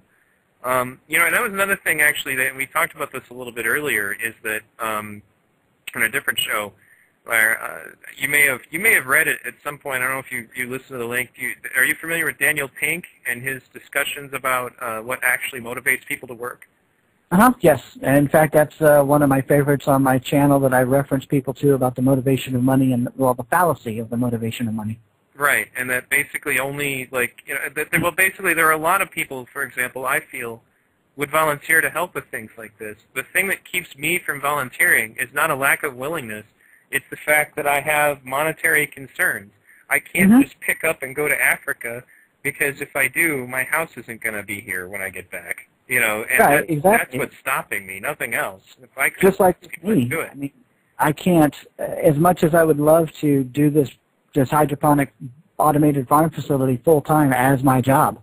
And I can't, because that's not what my job is right now. And even right now, my job is in question because the space shuttle is going away, and we've only got about 8 months left. So, that in and of itself is a stressful time. So, I've got to work with, we got to work with what we've got. And, so many people do have passions to do better things, but they just can't. They are restricted.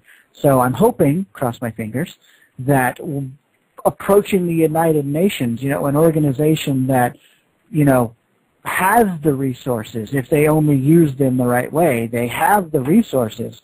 What they need is people well, I don't want to sound like I'm tooting my own horn, but they need people like me or people who advocate the Venus Project or different ways of doing things to jump in there and say, time out. You guys are still thinking old school. Old school is dead. You're done. And so, that goes to the garbage bin, and welcome to the 21st century. Let's start doing things the Star Trek way, or, the better way, the sustainable way, the technologically advanced way. And I'm hoping that I do get a position with the United Nations as the lead, supervisor or project coordinator or whatever the heck you want to call it, to make this thing really happen. That's kind of why that last paragraph kind of says, if you notice, it's kind of a hint, hint, and a wink, wink. Wink, wink, nudge, nudge. Give me a job, kind of thing. Let's do this. Let me put me in contact with your people, and let's work together and make this happen. So I hope it does. For sure. And it's definitely, well, there was something else we talked about, on the previous show, was it's kind of an aspect of, in addition to the fact that, yes, not only is this a viable solution, there is another pipe dream. There is a utopia. And that utopia is that we can continue to produce infinitely on a planet with finite resources. That's a utopia. The notion that we could continue what we're doing now, it goes beyond just the issue of right or left, okay? If there were 10 people stranded on an island and they all decided to, if there was only so many resources on that island, and if it required everybody to get together and work to save themselves, they would kill themselves if they all went in for it only for themselves. There comes a point when, survival tells you that it's time to dump the right or left paradigm, which I still believe to this day that the right and left paradigm is a sham, that it's to convince you that, well, you can choose between civil rights or health care. You can choose between eating or having some other aspect. That's all BS. We need to get beyond that. We need to be thinking about the fact that, the things that we do impact everybody. And it is, you are doing what's best for yourself when you do what's best for everybody. The last I checked, you're part of everybody. Yeah, it's actually one of the things I said a lot during this conference, which made people kind of, it helps people realize where we're coming from. It's like, look, everybody has self-interest. Of course we do. We want to live. We have a self-interest to survive. That's just keeping yourself alive, right? But the question is, do you have selfish self-interest, or do you have selfless self-interest? The current system propagates selfish self-interest. All for me, mine, with very little concern for anybody else, completely forgetting the symbiotic nature of the world. Selfless self-interest lives under the notion that as I do for others, it ends up bettering myself anyway. Right. And so by helping or by working, not for the self but for others, that's going to come back to me, and directly too, because whatever they invent or they come up with is also going to be shared back to you. And so everybody goes up. Selfish self-interest raises the individual. Selfless self-interest raises the whole group. Well, yeah, and it's interesting that people don't recognize that. Well, we talked about the origin of that too. People don't understand the origin of why they believe that their consumerism and their ability to buy products is their freedom. And generally, I've found that people don't want to hear it either. But I keep, once again, I'm going to take out the bat that has the word Century of Self on it and beat my listeners on the head if they haven't watched this 4-part BBC documentary series about how Edward Bernays brainwashed everybody, with the assistance of the elite into believing that your consumerism is a reflection of your freedom. Once you recognize that we were socially engineered to believe that servicing the elite is to our benefit, and that servicing those who are richer to us is the way it is, and that it's right and proper, once you recognize that, it really opens a lot of doors to you understanding and eliminating the power that these things have over you. There are a lot of purchases I don't make anymore because I recognize, wow, why did I ever think I needed that? There are times even when I think about it, sometimes after the fact, maybe it's, what you call guilt from an impulse buy on the air, and it's like, why did I buy that? Why did I don't need that. I should have used those resources for something else. And it's interesting because people don't recognize that their freedom has been taken from them on a mental level. We're going to be talking about that actually in a future show, but the gentleman who made Chimetica and Historic Agenda, I don't agree with everything he said, but one of the things he did say in one of his recent things, because he's doing this thing called the Hangman Project, he's going to be on a future episode of V-Radio, was that people don't recognize that they're still enslaved mentally. That even if you think you're free, because of the fact that you're held into the paradigm of this system, you're not as free as you really believe you are. There are so many false bits of information that you have been made to believe are true, not the least of which is that your life is to be that you go to kindergarten, that you go to middle school, that you go to high school, then you go to college to find a way to become a cog in a machine for somebody else, when instead you could be spending those resources on getting yourself off the grid, getting out of the system, and not needing to be dependent on anything. The cost of the average college education could go a long way towards getting you and your family off the grid. And then a group of community getting together to do the same thing would have even more power to make a high quality of life. So yeah, and with the free flow of information these days, thanks to the internet, you can still learn everything that you would need to learn in college without having to go to college. Mm-hmm. All it is a damn piece of paper, and almost an irrelevant piece of paper now with the job market the way it is. Even college degreed people I'm having a hard time finding a replacement position when my time is up here with the space shuttle program. So it's nasty out there.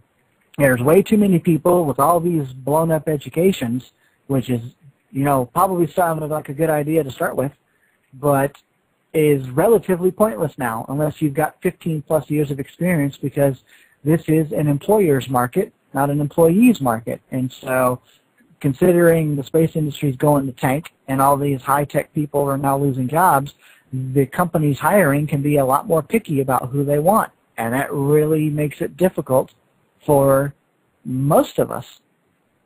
It's just a simple example of how education even today doesn't mean squat. Well, that was actually something, we're talking a little bit more about divisions, for example. You're talking about divisionary tactics and stuff that, although, the world socialist movement, and I know a lot of people, some of my listeners, particularly over our main filter, are going to groan that I said the word socialist, but there is a little documentary that was put together by the World Socialist Movement and Patty Shannon. He was on a previous episode of V-Radio, and he talked about the way that the system divides you. And I think that even a libertarian free market capitalist would understand what he's talking about, is that, race, encouraging the race division keeps us divided. Encouraging the class division keeps us divided. Encouraging religion is another way to keep us divided.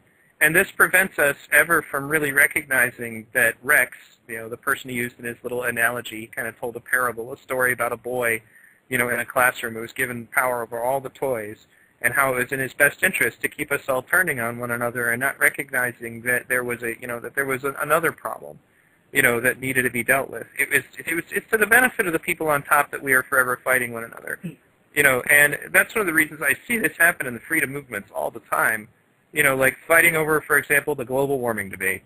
I've seen people get into that so heatedly that, and it's just not fucking relevant. It's just not. I know.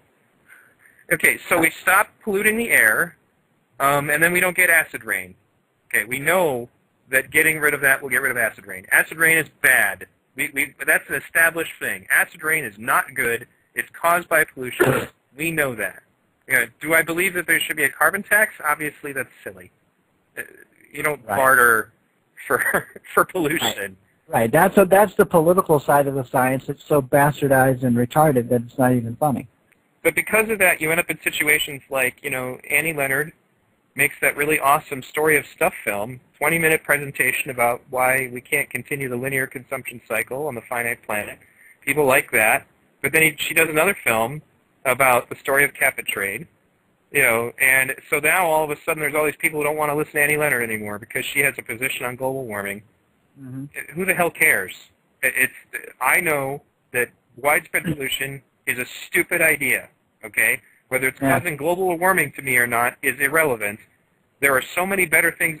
Most of the solutions, with the exception of that ridiculous tax, the solutions that people are suggesting are things like, free energy, clean energy.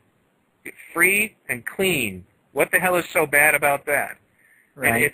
And that's the thing that really bothers me, because this is the reason, for example, why, the Green Party and the Libertarian Party that should be working more closely together on a lot of aspects are not doing so. It's one of the things I like a lot about the Michigan Libertarian Party, is that in Michigan, the Libertarian Party works besides the Green Party on a lot of things. More specifically, for example, they pooled their legal fees. They put their legal teams together here in Michigan to sue the state whenever they screw us on ballot access. Mm-hmm. We recognize, yes, we have some differences, but to be honest with you, I'd still, at the end of the day, would rather be voting on a choice between a Libertarian candidate and a Green Party candidate than most of the idiots that we get given, people who come forward. But they rarely can do that, and that's actually one of the major problems that I see, is that the reason why it's so easy to rule over us is because of the fact that we spend all of our time fighting. Well, yeah, it's like what George Carlin says. I mean, talk about a man of some brilliance in a funny way. It was his, they want to keep you busy and confused and fighting so they can go to the bank. Mm-hmm. And that's exactly what the oligarchy or any people in charge have ever done throughout the course of human history, is let the peasants fight amongst themselves and think that their problems are very important even though they could be resolved, while you, the leader group, continues to play the puppet strings and go to the bank. Mm-hmm. And so, but now we're getting, it's the beauty of the 21st century, isn't it? We're now cutting those puppet strings with knowledge, with information, with the internet, with science, technology, engineering, the capabilities to produce abundance in everything. I mean, for example, on the conference. Oh, and by the way, if anybody wants to call in or something like that, I don't know if anybody's interested, but if they wanted to, I'm assuming you can. Yeah, I've actually told them several times. There were a couple of people that said they wanted to. If you want to call in, guys, it's 347-945-7747. And if you would rather be added via Skype, it's VTV115. Send me a PM on Skype, and I will add you to the call. I know there are people who wanted to call in and ask you questions earlier. Don't be a chicken. Call in. We're not going to bite your head off. Yeah. You're there. I just looked at the live listeners. It was like 88. There's 88 of you. Come on. Pansies. All right. But I'll give you an example. I mean, part of my workshop lecture, my initial lecture was introducing, what I was going to talk about and sustainability and how technology helps. But what I did is my PowerPoint, even though I don't really like using PowerPoint, it's helpful in that kind of an environment. I'm more of a free flow talker, so that's what my intro was, but this one was a little more structured. Basically, I covered the necessities of life. So I talked about air, food, water, sleep, and medical care as far as your basic necessities of life, biological. This is almost that hierarchy of needs pyramid. Not exactly, but close. An additional necessities for a high quality of life, basically an advanced standard of living beyond just biology, would be your shelter, clothing, education, energy, transportation, and communication is some of the primary ones. People might be able to add more to that, and that's fine, but I didn't want to go on forever. So I just made what I thought was the most intense list. And then the necessities for a sound mind and social state, such as personal purpose, recreation, and community.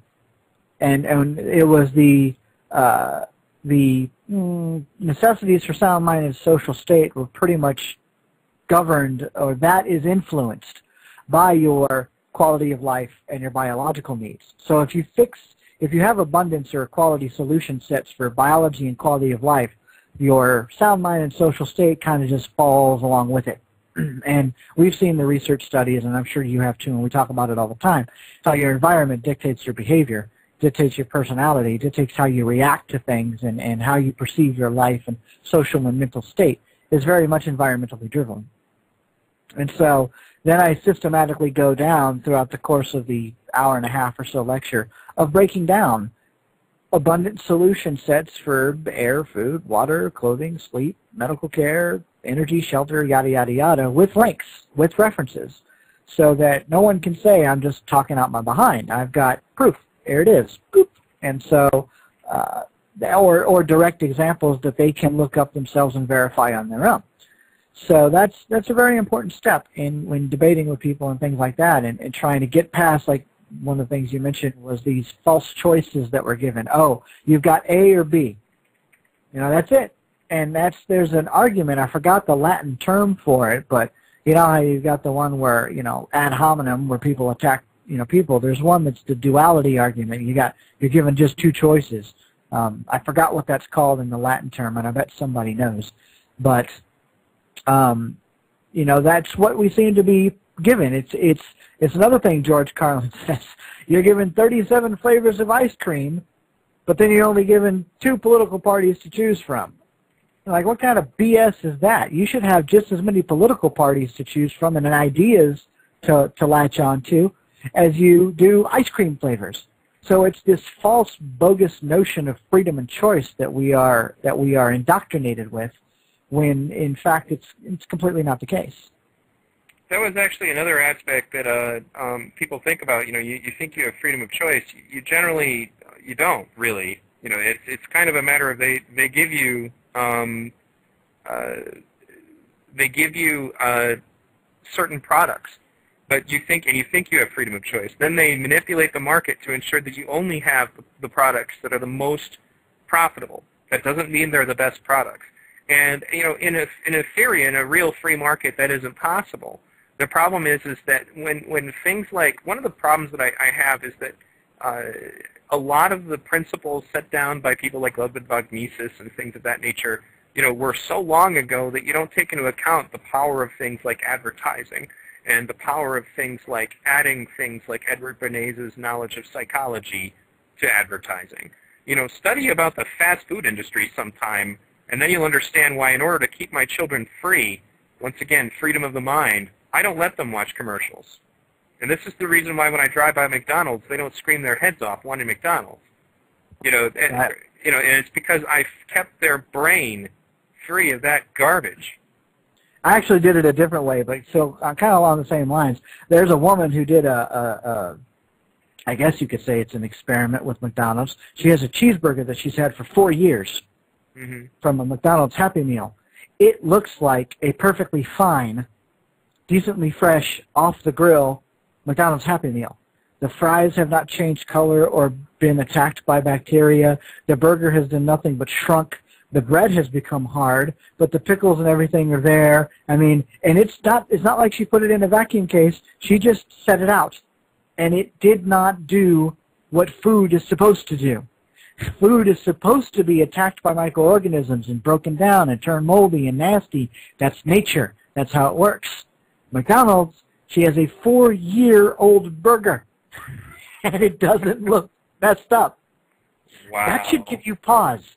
And so I showed that to my daughter, and she refuses now to go to McDonald's because she goes, even at 6, she knows food doesn't behave that way. She understands that, and so, and if you actually take a regular a French fry or something like that and did it on your own and stuck it out there, it would eventually degrade in a couple of days, and start to show discoloration and problems, natural falling apart. So it's that was my way of showing how broken the system is, by just showing the fallacy of, oh, this is amazing, great stuff, and no, sorry, food isn't supposed to last 4 years without falling apart. We're actually going to be adding a caller here. Jesse, if you haven't already, be sure that you've muted the show, otherwise we'll be hearing it. Now, before I bring you on to talk, Jesse, I wanted to make a point that one of the aspects about this, is that this is the reason why in a Venus Project society, we don't seek to regulate things, we seek to educate about things. You don't need to make a law against junk food when you educate people as to why junk food is not a good idea. You know, Right. and if you try to make a law against junk food, it isn't going to solve it anyway. It's just going to encourage people. It'll be a taboo, and then they're going to want it. This is why it's not just a matter of us being, you know, anarchist free thinkers. It's more of a matter of that's not even effective. Trying to force people, you know, to not do something is not effective. Educate people as to why they shouldn't do it on their own, and in the right environment, then they're not going to do it. We're already starting to see the benefits of that. We've educated people about Walmart, and now because of that, Walmart is actually hurting. They've had to slowly raise their prices. This would not have happened if it weren't for education. Education, not a law. We didn't make Walmart illegal. We taught people about the overall implications of why Walmart is not a good idea. It's not good for your local economy. It's not good for the world economy. And then they stopped choosing Walmart. You know, and that can only happen, you know, if people really work very hard. And we're hoping that in the future, when you take the money out of the situation, people will recognize, you know, sweatshop factories are kind of lame. Maybe we shouldn't have those. Exactly. You're right. It's about education, not Domination. Yeah, thank you. I was kind of trying to come up with some alliteration term here, and I kind of lost it. But yeah, All right. education over domination. So Jesse, you wanted to be added to the call. Did you have any questions?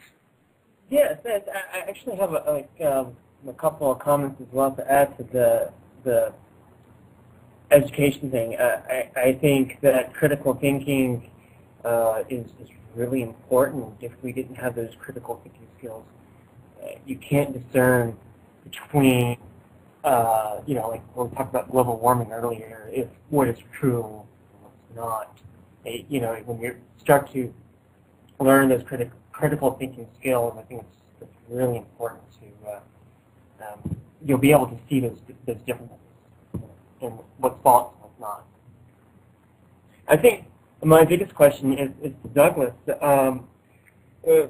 So what do you see overall your scale of time frame for your garden? Do you think it's going to be another 5 to 10 years before you can start working on actual putting the components together and testing various components?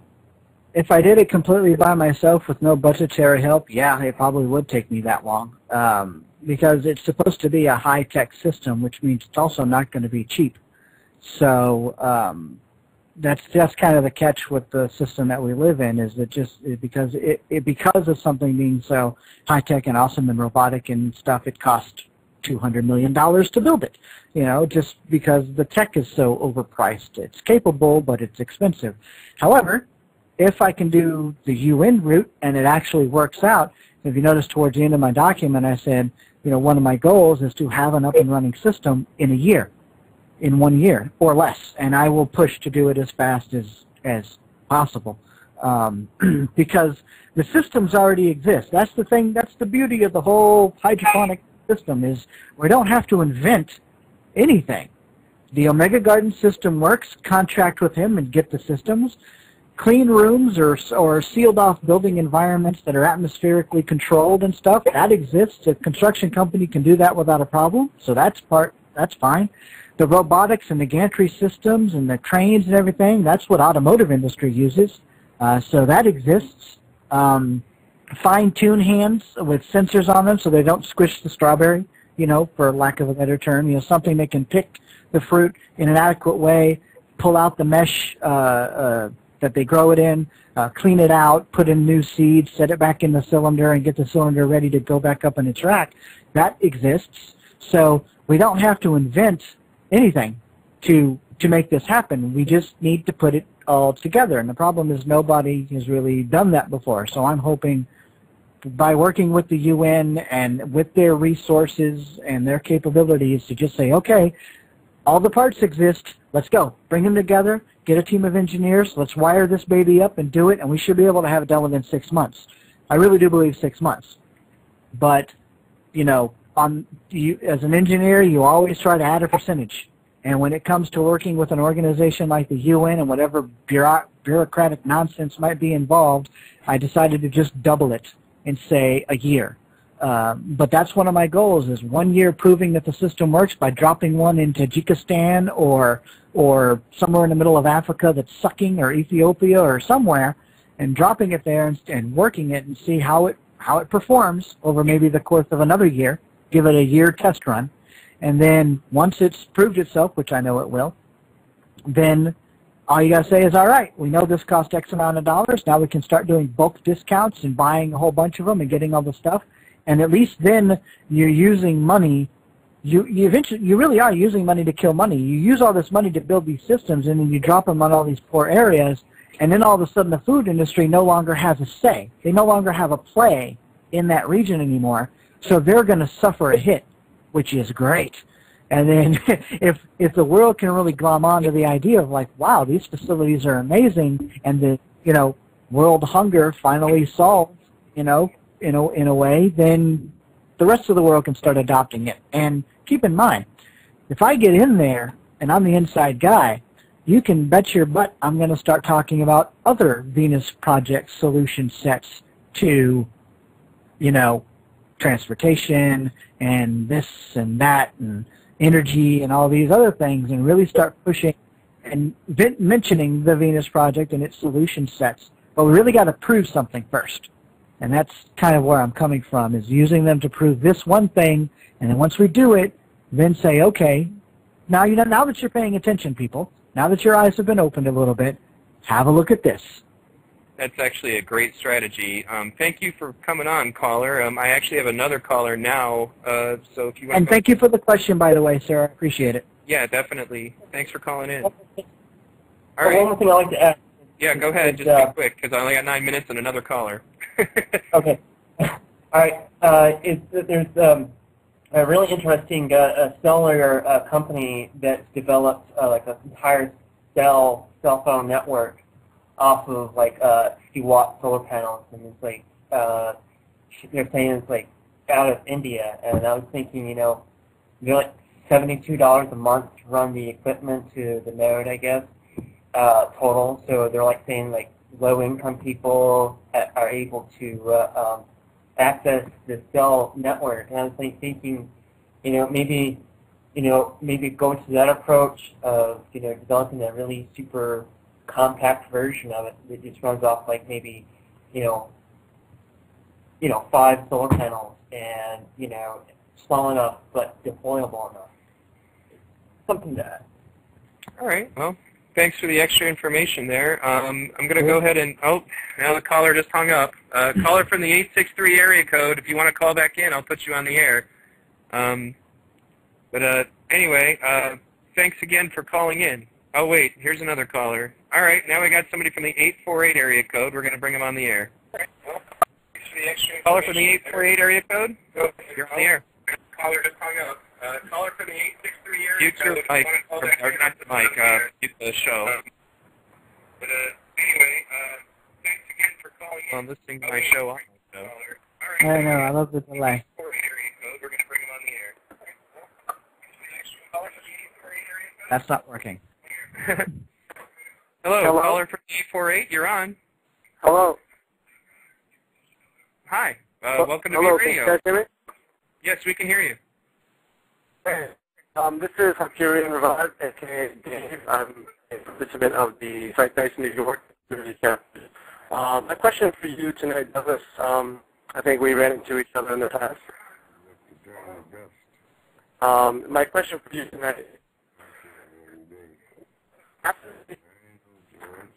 Hold on a second. I can barely hear you, sir. All right, you still there? Hello? I think we lost it. That was a very difficult connection. Yeah, and then I heard like some other noise going on. I'm actually have to pull up my switchboard again. But I had to close something down that was like an ad or something that opened making noise. Caller, I'm going to bring up the switchboard again and try to fix that. I apologize. But this is one of the reasons why I generally advise the use of Skype, because Skype sound quality is always better. Right. Anyway, I'll bring up my switchboard. But did you hear anything he said? What was he asking? No, he never got to the question. I know he said he was from New York and that we might have talked before in the past, which is possible. But all right. Well, caller from the 848 area code. If you want to go ahead and call back in, I'll put you back on the air. I apologize for the trouble. But any case, so far this has been an awesome show. Thanks again, Doug, for coming on as always. And go ahead and take a moment while we're waiting to share the information about your book that you wrote. Oh, yes. In fact, I ended up selling 3 of them while I was there, which is great. That means I didn't have to spend any of the cash that I brought with me on the trip. I ended up selling 3 books. But yeah, it's called Turning Point: How Space Exploration and Development Will Determine the Rise or Fall of Humanity. In short, what it does is it breaks down, I don't want to say this in a mean way, but it's the idiot's guide to space exploration. What space exploration really means to the average everyday citizen, the person who thinks, we're spending all this money on space. Why don't we have all these other problems? Why do we need to spend money on going to the moon or something like that? Basically, it narrows down the argument and shows everyone, it splits it apart and showcases why space exploration is so important, what kind of derivatives it has given mankind, the purpose, the reason, why we do it in the first place, the social, psychological, and philosophical implications, what it means towards asteroids, monitoring asteroids and things of that ilk that, could crash into this planet. And, I don't care what kind of economy we develop. If a big giant rock comes and smashes into this planet, we're toast. It doesn't matter. It doesn't matter how rich somebody is, how poor somebody is, or what socioeconomic system we're living under. A big rock will give us all a headache. And so space exploration matters. And so what this book does is it breaks it all down for people to understand why space exploration is so important, organizations that they can get involved with to really affect a positive attitude towards space exploration on the private level, on the federal level. Keep in mind that I wrote this book before I was really knee-deep into the Venus project, so the book does talk a lot about using the private sector and the profit motive to try and use commercial space and things of that nature. However, I have come to realize through experience and also a lot of additional research that space exploration is severely, severely hamstrung by the monetary system. And really the only way to move to the Star Trek style of boldly going into space where no man has gone before, it's going to take a complete abandonment of the monetary system and switch over to a resource-based economic system, because you can't really find a strong profit motive to travel into deep space and colonize planets and moons unless they have like unobtainium a la Avatar, which is so far in this solar system is completely non-existent. So you're talking about necessary technologies to go well beyond, which we don't have anyway. Right. So not yet. And I don't think we will get it unless we remove that financial restriction so that we can invent crazy whack technologies and try difficult, strange things in an effort just to learn. So that's what the book is about. It's on lulu.com, Lulu.com. If you look up Turning Point, you'll find it. It's got a big Planet of the Earth on the front and my name, Douglas Mallette. So it's pretty easy to find. It's like the 2nd or 3rd book on the list of all the turning points. Yep. All right. Well, I'm glad that you're going to plug that. We actually have a caller back now on Skype this time. Caller, you're on the air. Hey, Doug, this is Dave. Is everybody hear me? Hey, Dave. How's it going? This is Hyperion Revive. I kind of set up the tri-state area interview that's been going around the forum.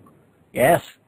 I just wanted to ask you, again, thank you for all the work you're doing, especially your trip to Switzerland.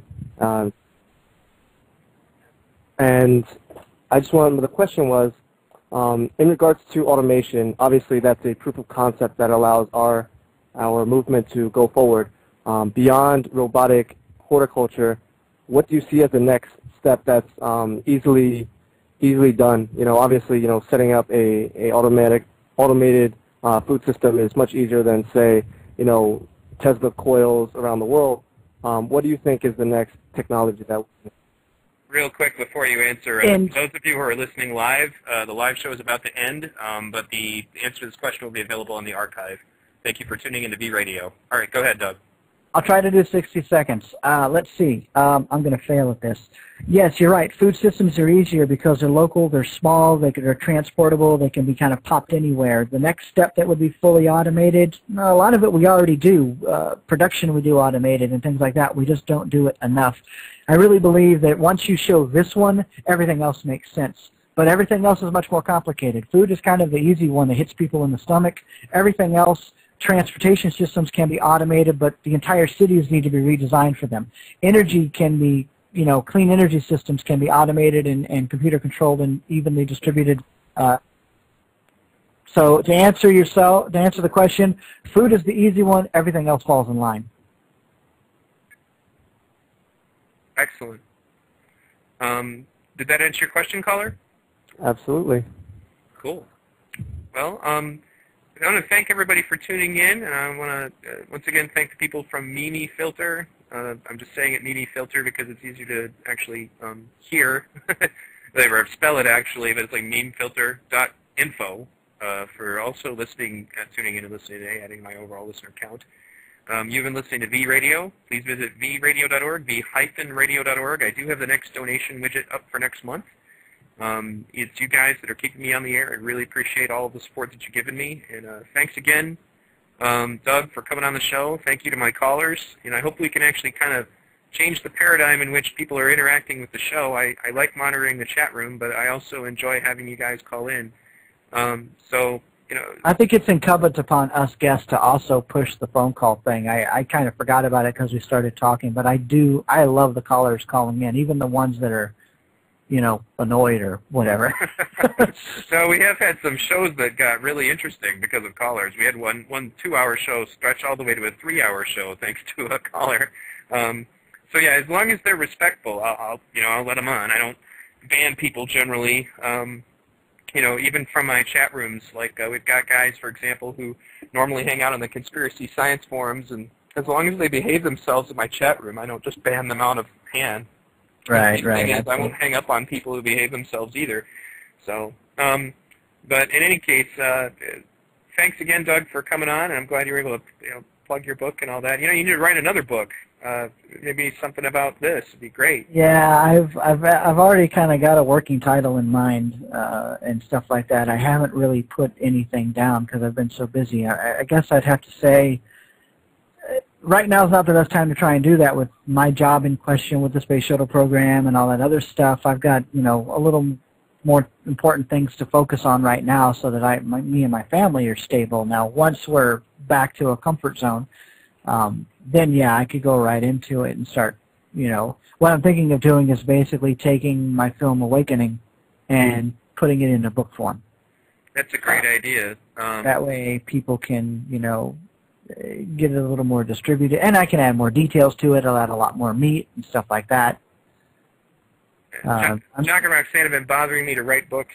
They really want me to write books about the Venus Project. They read some of my blog posts sometimes, or and they're like, "Man, you really need to be writing this down," So I was actually very honored that they asked me to do that. So I'm working on a couple of them. The problem is we can collaborate too. I mean, you and I can work together if you want, and just make it a duo book or something. Or I'd love to do that. That would be great. And in addition, I was going to ask you anyway for assistance because I'm probably going to use Lulu as well. And I don't know anything about formatting or any of that jazz, and my grammar's terrible, so I'll have to give that to somebody else. But I'm sure Thunder will do it. But yeah, I'd love to do that, collaborate on a book. The stuff I'm interested in is mostly sociology and psychology-based.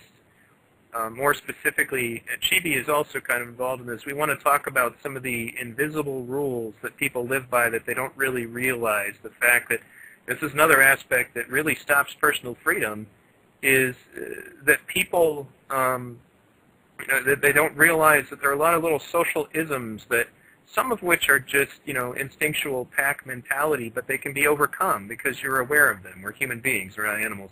And some of them are just things that society reinforces.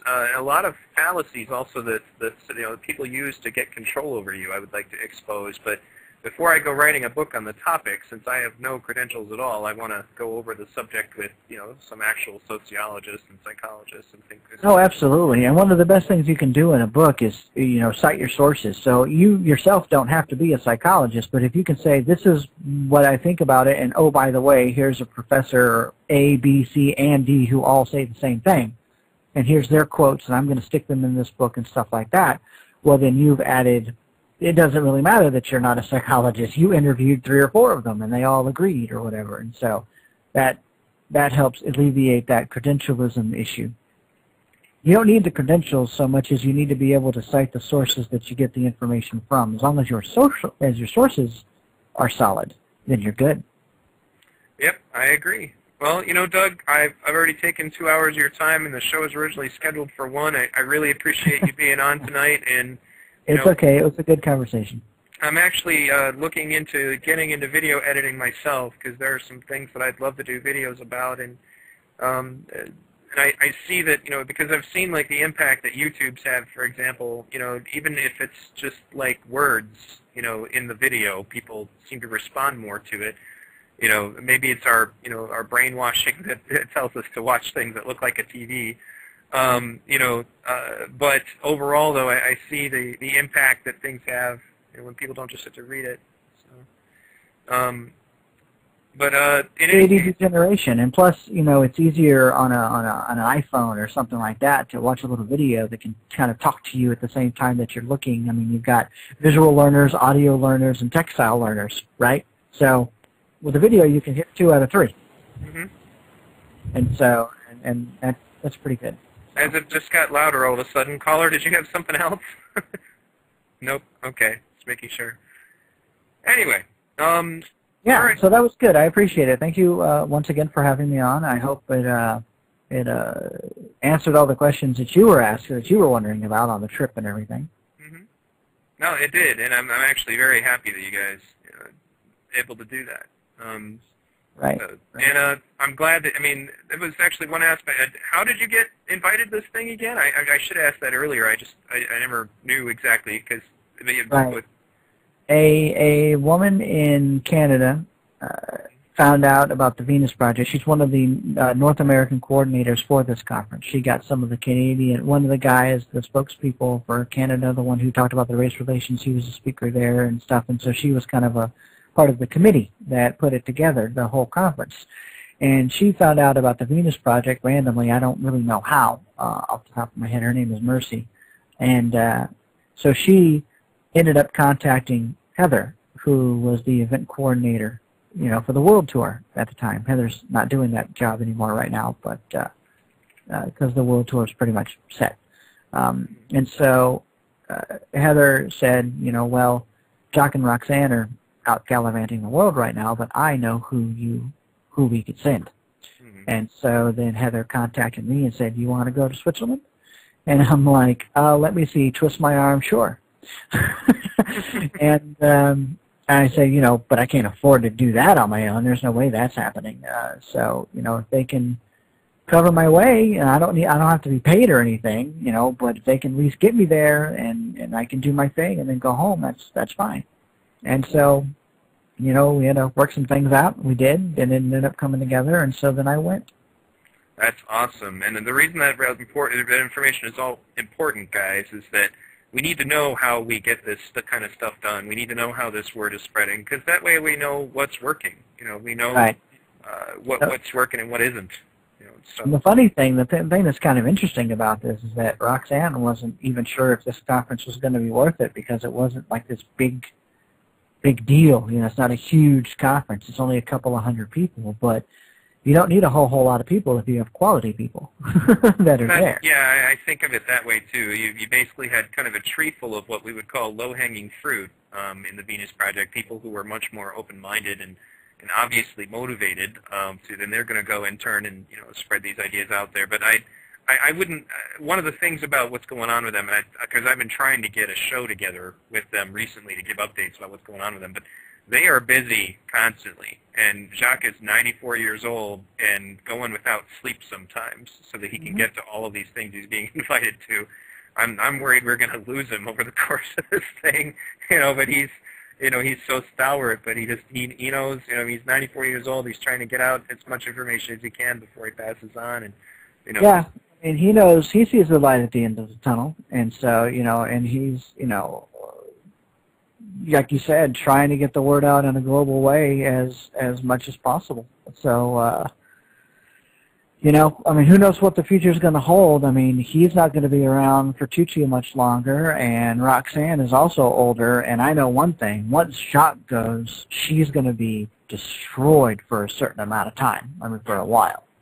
And, you could prepare for it all you want, but that's a big thing to deal with. And so the question then becomes, how do we progress? How do we move forward? Who, I hesitate to say the word who's going to lead and be in charge, but you know what? If we're going to treat this like a real organization, this is not some anarchist movement of a bunch of random jackasses floating around in a bunch of different directions talking shit. So, either organize, set up a leadership structure and get the job done, like a real engineering project, with somebody in charge that helps, not so much in charge like ordering people around, but at least properly disseminating information. There's got to be focal points. There's got to be people responsible for certain tasks and things. There is leadership. There's always leadership.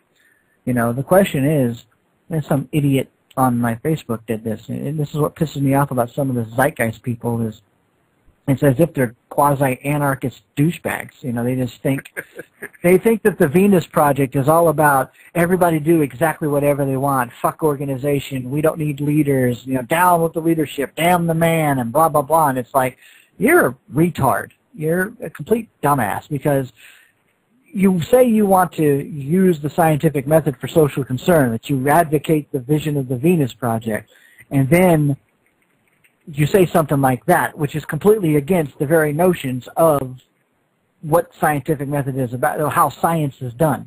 Science is not done by a bunch of random anarchist assholes going in different directions doing their own thing.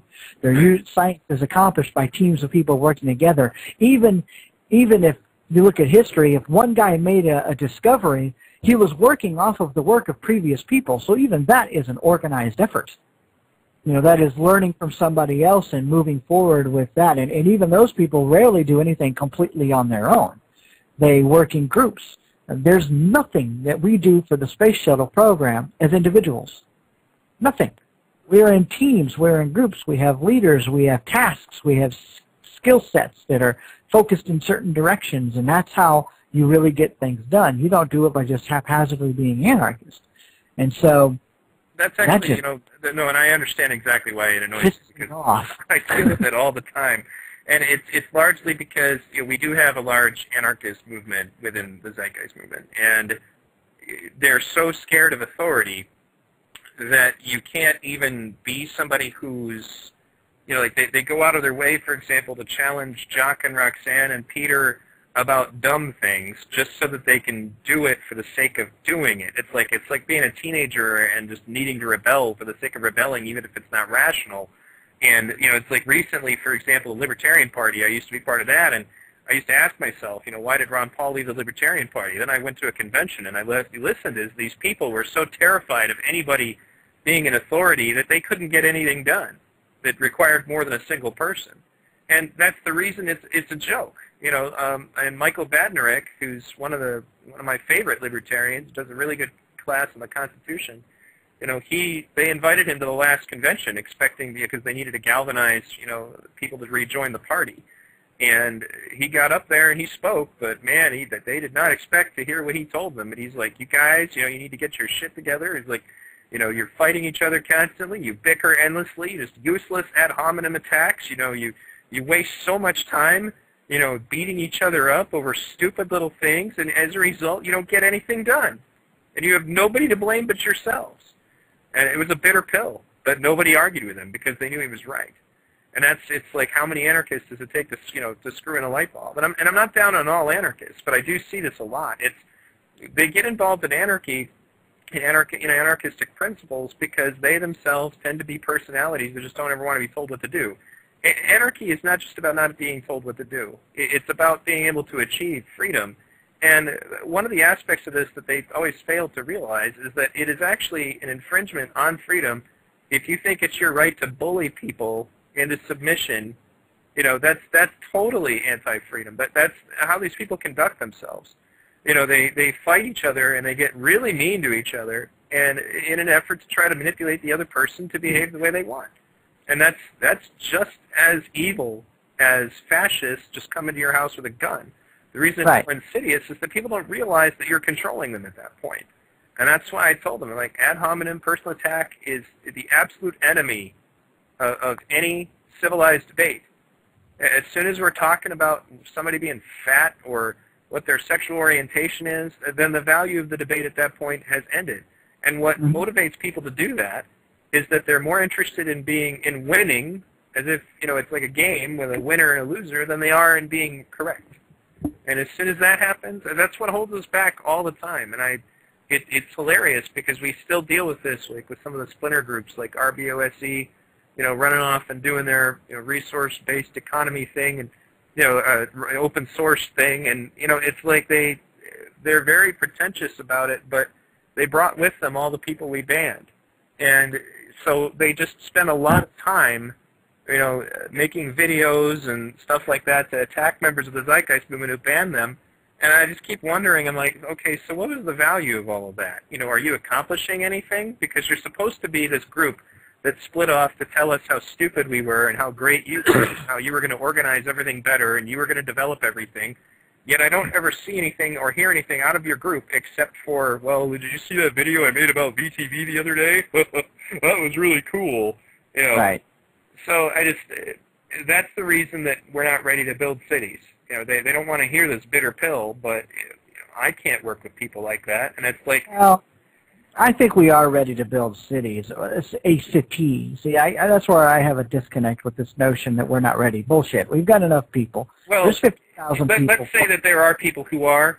What I'm getting at, though, is that it can't be little snots who are going to, you know, refuse to allow somebody to chair a meeting. Right, yeah, exactly. You know, as soon as that's the stuff that they don't recognize, is that we still need to have, even if it's not leaders, you can't get information processed correctly unless everybody can talk freely without being intimidated by anybody. Straight up, you need to have leaders, period. I don't care what they think. I mean, most of them are stopping those little teenage punks anyway who think that they just want to have, they're still going through their angsty bullshit years. And so they really just piss me off because they don't have a clue to reality and proper organizational structure. I mean, nature has a hierarchy. There is a leadership set in all things. And so that's how you get things done. So this notion that we can just freelance and go off on this anarchist way is, we would have died as a species if we would have adopted that mentality as a way to exist. Hunter-gatherers would have never been able to work together to accomplish anything if they all wanted to be anarchist punks. I know. They would have never survived. And so, you know, what I tell them is, yes, there will be leaders. There will always be leaders. The question is not about leaders. The question is, how do you appoint them? How are they acquired? And how do they come to their decisions? Yeah, exactly, and the decisions that they arrive at. And so it's in the scientific community, the people who are chosen to be leaders are chosen typically by their peers. And they are chosen based on their direct knowledge of the project that needs to get done. They are the subject matter expert for that particular task. That is why they are a leader. They are not a leader because they talk the biggest game, or because they have the most funding, or because they could spout the best soapbox speech like a politician does. Right. They are the leader of that particular task because they are the subject matter expert who has the most relevant education, the most experience, and is the seasoned veteran to be the leader for that particular task. And so what I try to convey to people is, look, there is no leader. Everybody can be a leader. It depends on the task, what needs to get done. I do not want a sculptor to be a leader in charge of the bridge building project. All right? I want a civil engineer to be in charge of the bridge building project. And the sculptor can be in charge of working with the architect to build the next art museum. That's fine. That's more like a consultancy job, not an in-charge job. The painter, artist people, the musician, or whatever, can be in charge of maybe a tour that they're doing. I have no reason to be a leader and telling them what to do on their world tour of their art or whatever the case may be. They will appoint somebody to facilitate that. And so it depends on the task. It's all task-specific leadership. And I try to convey that to people, and some of them just don't like the idea of anybody telling them what to do. Like I said, a bunch of 2-year-old pansies who are trying to reject mommy-daddy complexes. And what they can't get through their heads is that, I mean, that's another thing, is that what I also don't want, if we're building a damn bridge, you know, I don't want to enter into the debate about how we should be dealing with the bridge, these kinds of stupid politics. You know, there are so many things that go into that I don't think people realize, like the big lie effect that Adolf Hitler talked about in Mein Kampf. Repeat the lie often enough. You know, people do that all the time, and they don't even realize it. They'll say something that might be perhaps the equivalent of the party line, so to speak, for their particular group of friends, and they'll say it over and over again, and you can get people to believe the most irrational, silly things when you do this. So there's the big lie effect, and then there's also, you know, as we said, the ad hominem effect.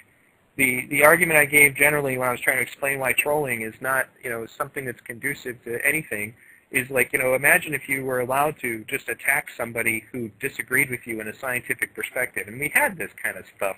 You know, it's not to say scientists have been immune to it. I mean, Tesla and Edison hated each other. You know, imagine how much more they could have achieved if they didn't engage in that ad hominem. What if they had worked together? You know, put those two minds together. And that's an aspect that absolutely must be present. We can be as smart as we want. If we can't interact as, you know, intelligent human beings, you know, then the rest of this is wasted. Those kinds of politics are just not good for anything. You know, it's like the example I gave earlier. You know, what if Cody Vickers, that guy, crazy guy, you know, attacking us forever, you know, was on a project to build a geothermal plant, and then some other guy who is less, you know, brutal than he is in conversation was trying to say, hey, we can't do it this way. There's a design flaw and it would be dangerous.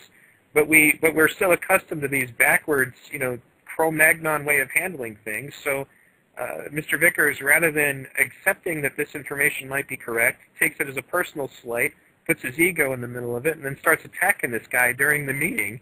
And then as a result, nothing gets done about this flaw in the geothermal plant, and that, you know, and then a bunch of people die. You know, and that sounds like a crazy analogy. That kind of crap happens all the time. Right. And that's the kind of childish politics that needs to go away.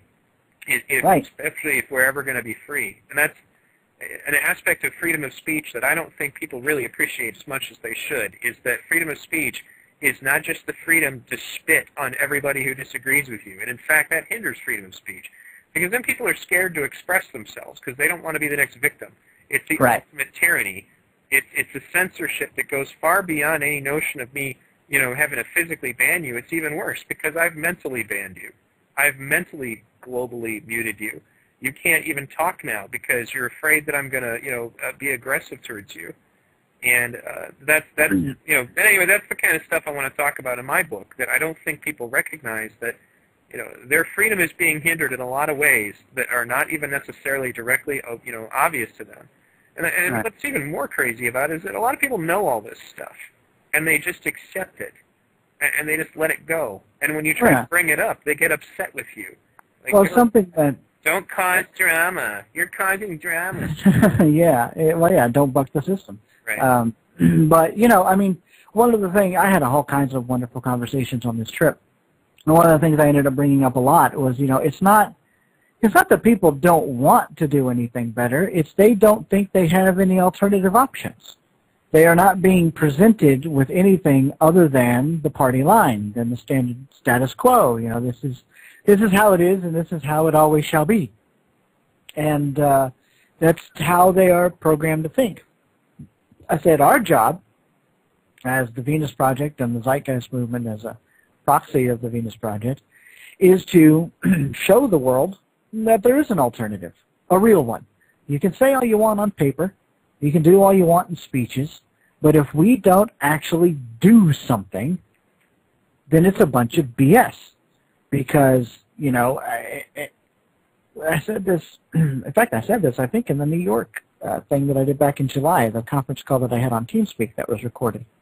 Mm-hmm. I said, you know, some people will be motivated by words only. Some of those people are sheep who will follow anything if they think it sounds neat. Some of them understand the words and they can do some research on their own, and then that's all they need, and that's good to go. Most people need proof. They need something tangible in their hand, some kind of real validation, or they need to see something working to prove that it's possible. And you know, we can look at the Wright brothers and their airplane. Yeah, almost everybody thought that was a load of crap until the bird was flying in front of them, and then they went, holy shit. and then all of a sudden, we have an airline industry. But we need to create that holy shit moment. And I can think of no better way. I mean, this is kind of pie in the sky and kind of funny and tongue-in-cheek in a way, but, you know, world hunger solved by the United Nations with the help from the Venus Project.